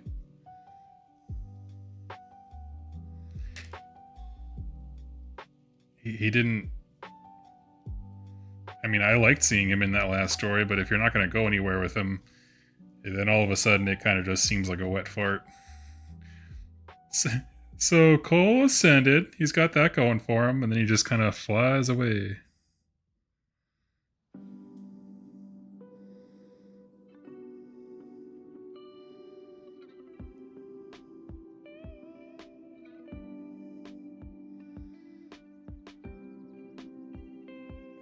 I was having trouble getting his left leg to lock in quite right, so there we go.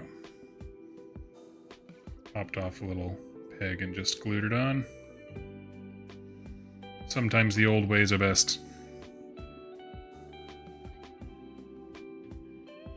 I was really looking forward to the Griff Stalker guy, but now I'm so deflated. Anyone talk about how heartbreaking Sylvaneth faction focus was? I'm gonna be honest with you.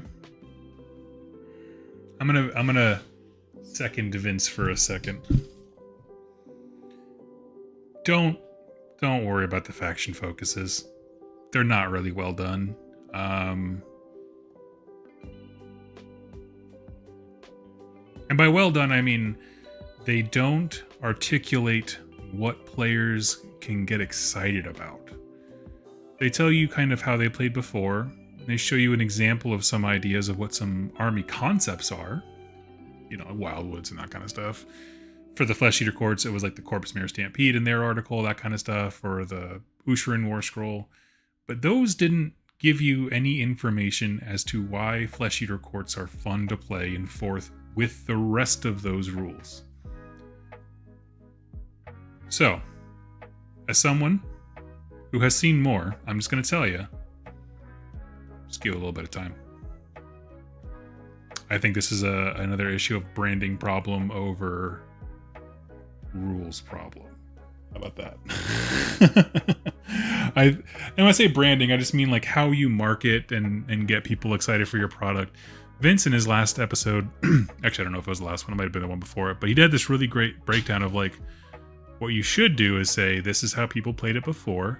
Here's a new take on those things, along with any commentary. Like, hey, you might notice charge damage on Mournfang has gone down. Well, that's because the overall thing has gone down. So at that point, you're educating and contextualizing information more so than I feel the existing articles do. So I'm just saying, if those particular articles are the source of surliness, let it roll off your back for just a bit. How about that? I'm just like... I don't know. I hope that improves spirits. I've talked about this before, so it's nothing, particularly riveting or new. It's just, I've made the joke before that I often feel like GW is run by old men. And somebody asked me what that meant at one point, and I said, well, what I mean is there's a disconnect between what they think they're saying and how a message is received, right? That's the two parts of communication. What you think you're saying and what they are actually hearing. And I don't know what it is, but like when it comes to stuff like, here's this whole box, don't talk about Spearhead. Why not? It's part of the product. Let me sell your product. Here's a faction focus, but we're not going to give you any information about the overall vibe of the collection that you've been building for the last few years. Okay, well, I don't... Right, like... Are people really worried about the rules for the faction, or are they worried about the models that they've spent so long building and painting? Same goes for the discussion around allies.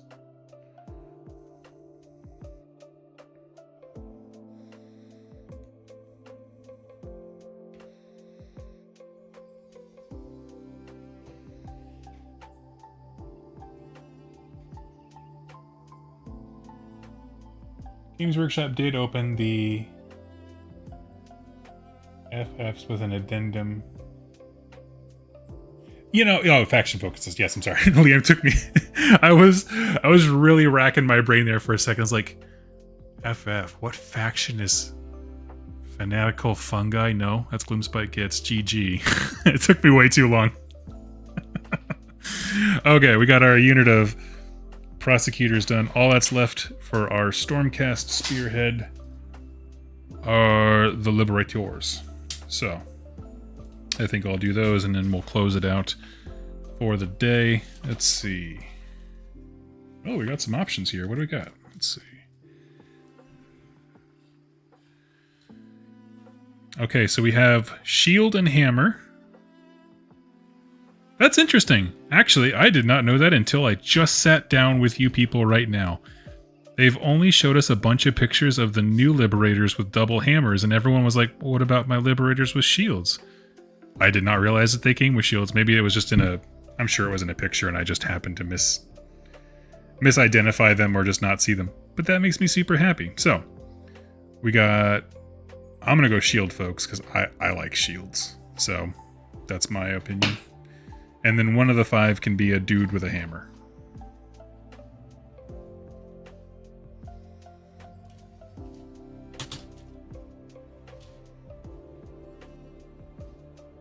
And really all that changes is what arm you mount on. One arm is just one piece with the hammer, for if you want it simple. And the other one, you then glue the shield onto the side of it. Very interesting stuff. Okay. Let's see, where are the numbers on these suckers? Here we go.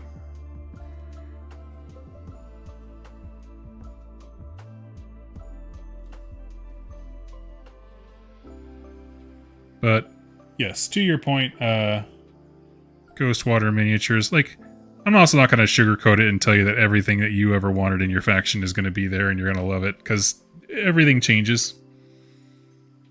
But that said, I do feel like it's worth noting that the faction focuses paint a startlingly small amount of the picture.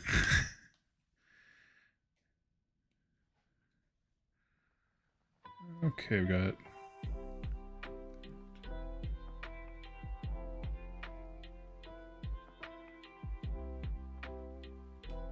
Oh, nice. The heads on these are just like one piece. They're not going to make me put a separate face on them like they did for the prosecutors.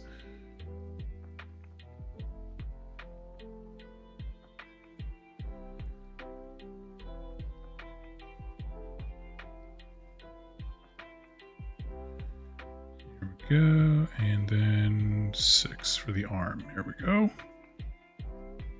Hate to be annoying, but I'm rewinding the stream. It seems the body isn't attached to the cape. The body isn't attached to the cape as well as the axe hand. And there's a cape piece that connects the two halves together. Is that correct? Rewind it. With a cape. I'm happy to answer your question. I need you to know what model you're talking about. So we have a few different things. In this stream, I've built the Lord Veritant. I've pointed out his cape and molding. So I need you to just tell me which model you're talking about, but I'm happy to answer.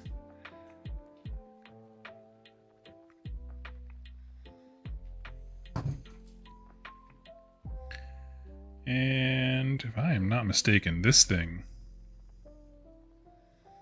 is basically just kind of pop together, very chill. Because I'm looking at her, and there's just not a lot. I mean, no, it's a Liberator. There's not a lot going on in general. Got that. Next. Head into the body. Oh, don't got that.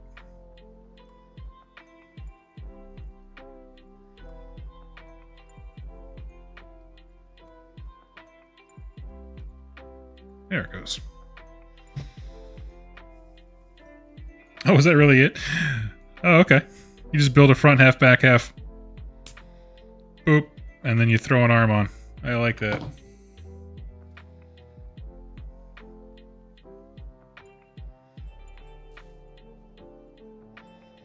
This is how a snap fit model should be.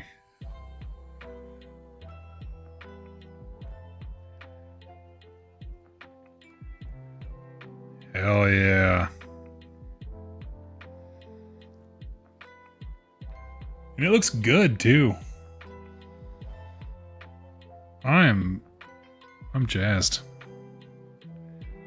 I'm going to keep the shields separate though, because the shields, I will say, the shields have this nice little nub, and if you're thinking snap fit, that's actually quite nice. I feel like I can take it off, paint the shield separately, or at least have it out of the way for the body and then glue it on.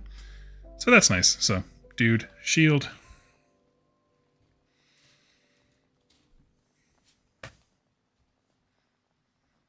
Looks like some of the rest of them are even fewer pieces than that. I will take it.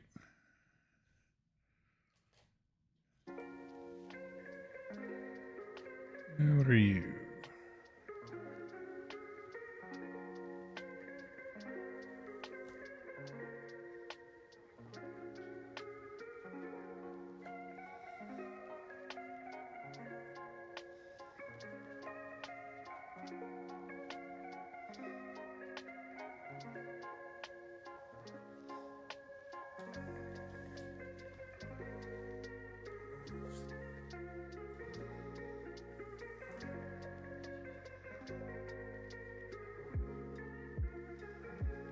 Give me 1 second. I'm doing some really big brain math in my head right now.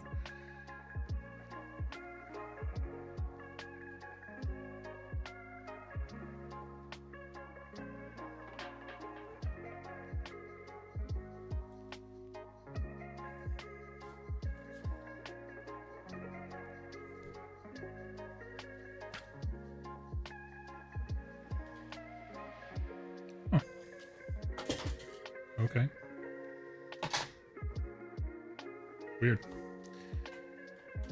I don't understand why this section up here needs to exist. It's just a copy. Oh, it must be for the other unit then. I would imagine that's it. Okay, so we got 2 of these now. Let's see. 18.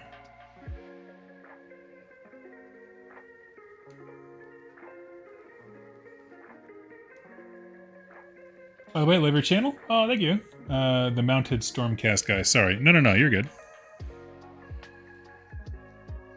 Give me just a hot second to clip a bit more out here.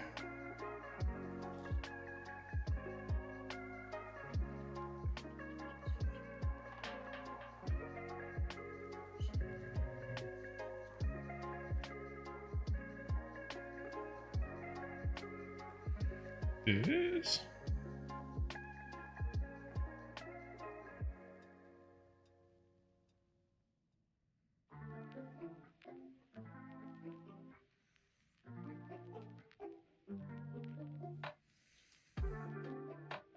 Did they like scatter the torsos to the wind?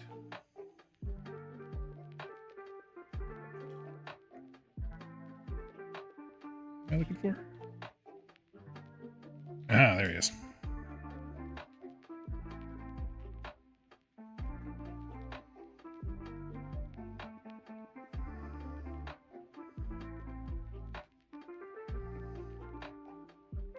Okay, so I would need...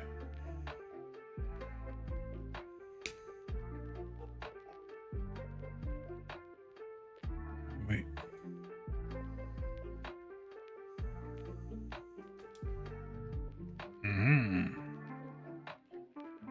Forgot, this is our double hammer guy.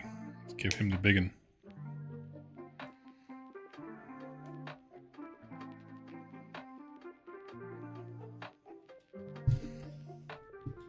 Sweet.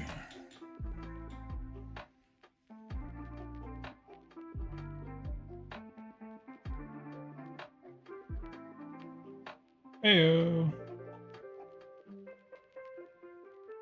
Do you think the order of faction focus releases will be the order of battle tome releases? Oh, I have no idea. I don't even know why they did any of the stuff they did on their communication with GW is distinctly one way. So unless they're like, hey Doug, I'm going to specifically go out of my way to tell you that these faction focuses are exactly what you should expect for whatever. I'm like, I would have no idea.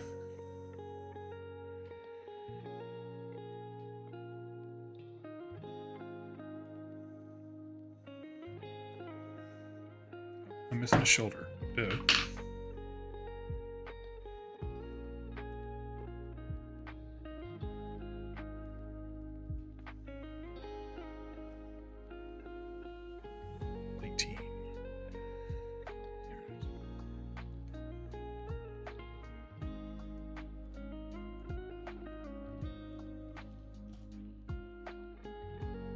A big concern is why they won't inform us on weapon options. Like the old conundrum of do I build... I guess I'm not really sure what you're asking them to do in terms of like education. Like it's just a war scroll to war scroll basis.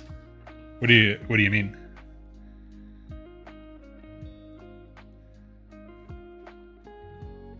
I guess I'm asking, what is the point that you feel is not being taught well? Or not taught well. Articulated, I think, is probably a better... You know, with a lot of these things with New Edition, there's so much to go over that how we articulate stuff matters a great deal, yeah. So...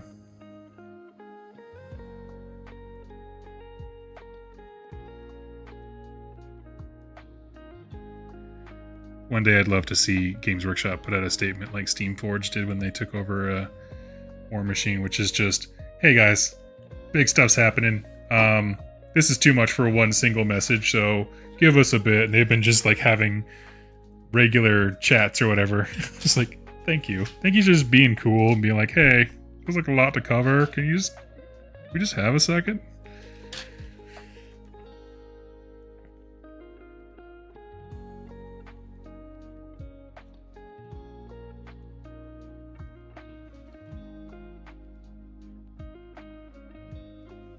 Yes, here we go. Okay, these last three have no options. These are just your filler guys, so these should go quick.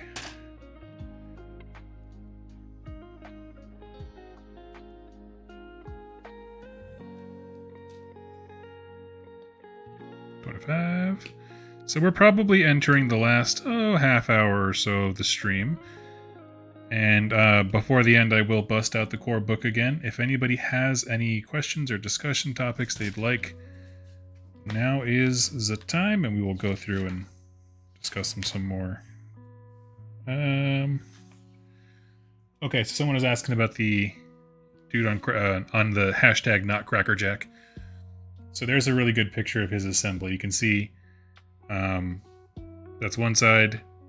You then put the undercarriage in the tail, so now you're starting to build the empty egg, and then you just connect that to an entire front assembly. So the cape is built into both sides of him. I will say there is another part that goes over to kind of hide those edges, but yeah.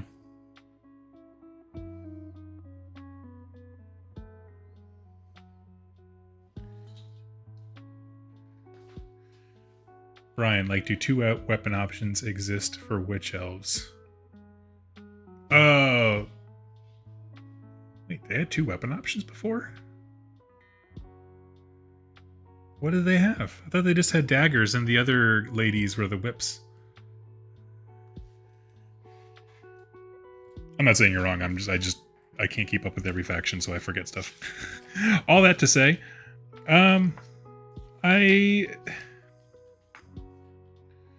Yeah, I feel like they could have come out with a blanket statement to just be like, hey, listen, we're getting rid of a couple weapon profiles, we're simplifying things. Yeah, maybe it would have been nice.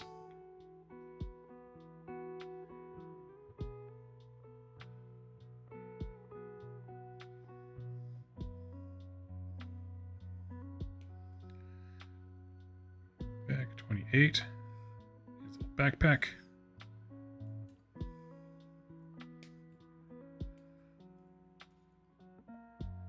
And 29. Here we go. They all look the same. I'm sure a lot of these arms and shoulders would work just fine for each other. Like you can swap them out. Maybe make a little bit of a different pose.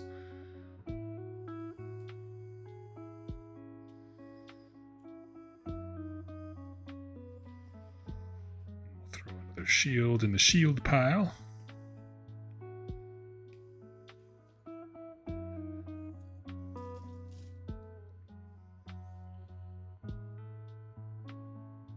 Dagger, dagger, or dagger buckler. Interesting.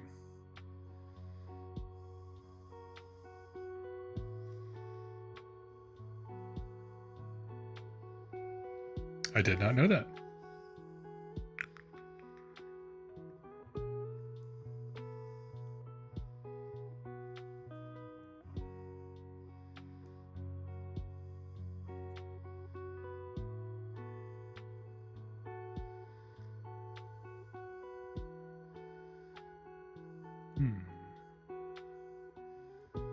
Ah, there it goes. I was like, could not find the right angle. Okay, he looks good. They look good. Everyone's looking good. All right, what we got next? 30.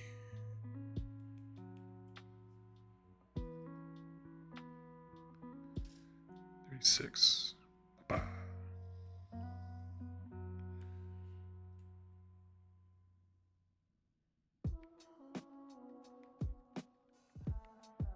Yeah, I think on the point of weapons and stuff like that, the sense that I have gotten, without breaking rules about what I'm allowed to say, is that generally speaking, instead of making you choose, I have personally found it to be more of a yes and type situation, where, you know, there's another army that happens to contain a bunch of angry gingers that maybe also have options that include a shield that they can hurt people with. And in that particular setup, it's more it's just that they're articulating things differently, if that makes sense. So if they maybe articulated a buckler as giving you a mortal wound attack when they charge in or something like that, instead maybe of that being a weapons choice, you don't get a choice in weapons, but the buckler becomes a passive ability. Maybe there's a choice between two passives. I don't know.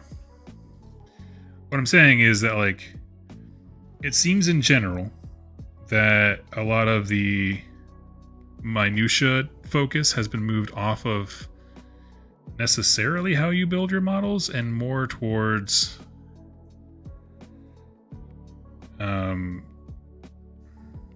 those things being kind of in their unit's abilities rather than its loadout.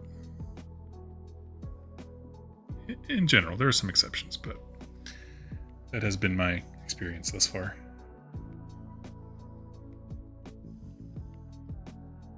So we got 37 and 38. So I guess what I'm saying is, if you're worried about losing rules, well, get in line, everybody else is. Editions change everything for everybody. But if you're worried that you've made a wrong choice, I dare say that that is not something to worry too much about.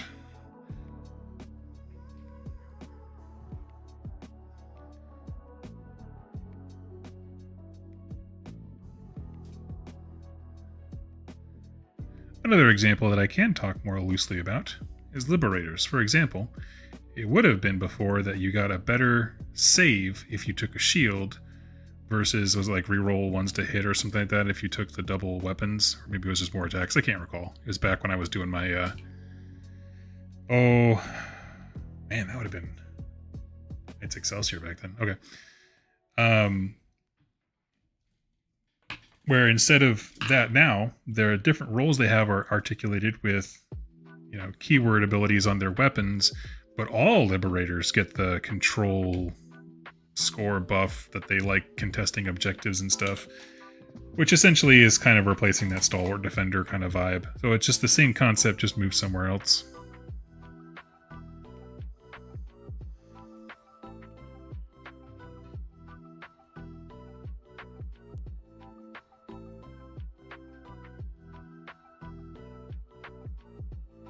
As a rule, spears look cooler. Yes, exactly.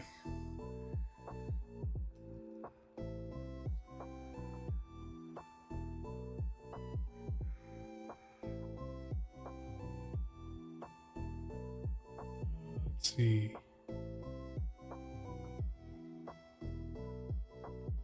Brian, why the need for secrecy and NDAs on this stuff?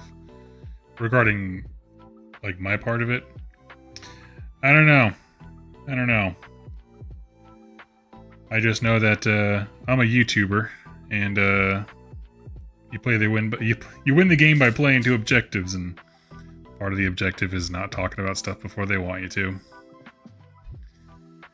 It's silly. And yeah.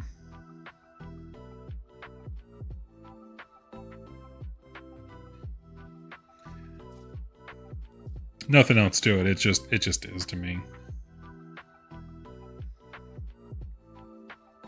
I am of the persuasion people will be more excited to buy products if they're not worried that their stuff's going to go away or be useless.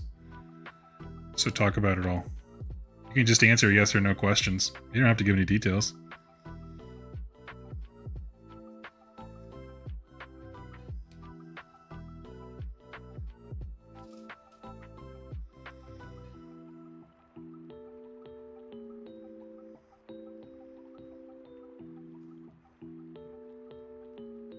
Oh, nope, got the wrong arm. I was like, how is she going to have two right arms? Okay, got that. And what's the left one? 45. I love the amount of extra bits here, though. You got some cool weapons, some cool Stormcast arms, an extra shield.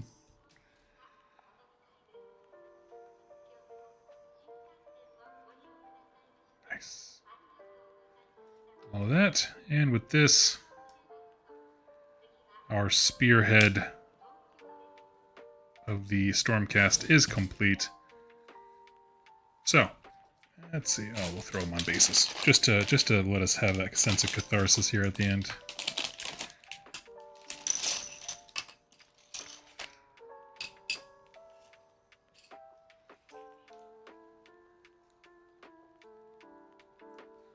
GW hardly has a problem with getting people to buy stuff. That is not true when editions change necessarily, though, because you lose people every edition. You just do. For the exact same reasons that you're outlining right now, right? Is it hard to imagine that someone would feel your same way, but more angry? So you always lose people, because they get emotionally exhausted of, like, is this thing I like going away?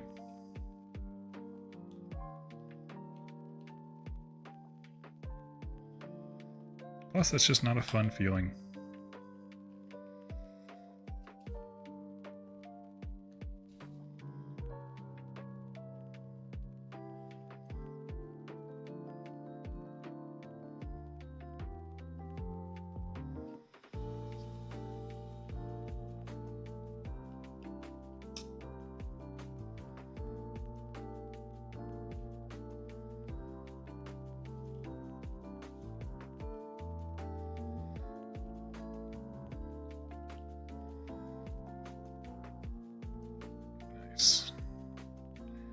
Yep, love his shield there. Okay, so there we go. A gaggle of liberators, a flock of prosecutors, a temptation of irritants, and a sex panther. Griff stalkers. Let's get bases on those guys too.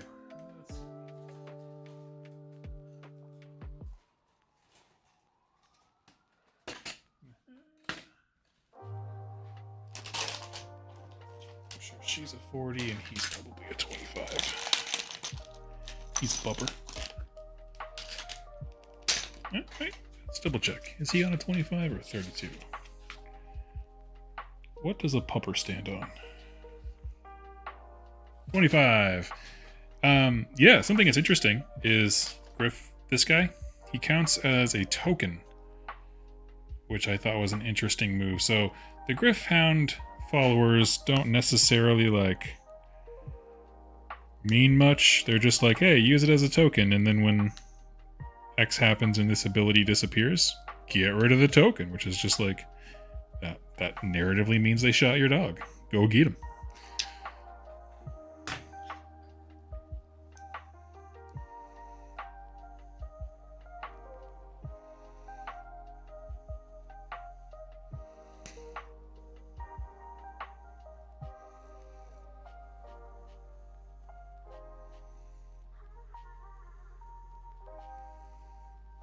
I will say I don't appreciate how he stands on a 25 mil. It's the only way I can get him to fit, and his last little back paw is just hanging on by an ever-loving prayer. His foot's not even fully on there. That's okay.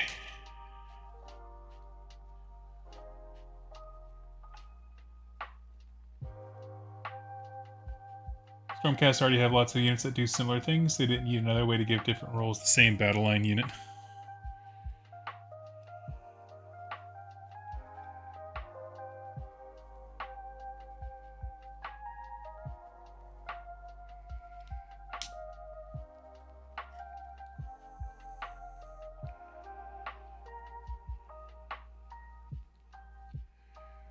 Well, to be fair, their roster's a lot less crowded now.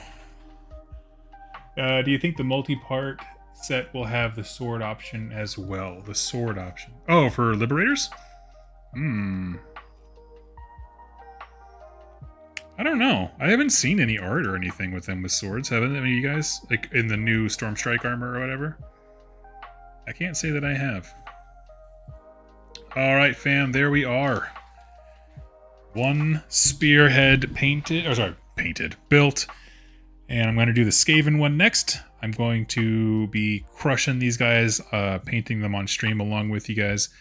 And listen, I know it's frustrating that we can't talk openly about every single thing yet. I don't know why they're doing this, but you got to play the game. That said, everything I can talk about and I'm excited to talk about, I will be. I have videos scheduled at the time I'm allowed to. And we'll be doing a whole lot of discussion on Spearhead as a format, kind of where I'm starting with my army. Not just the Path to Glory video that I did today, but also just, you know, in terms.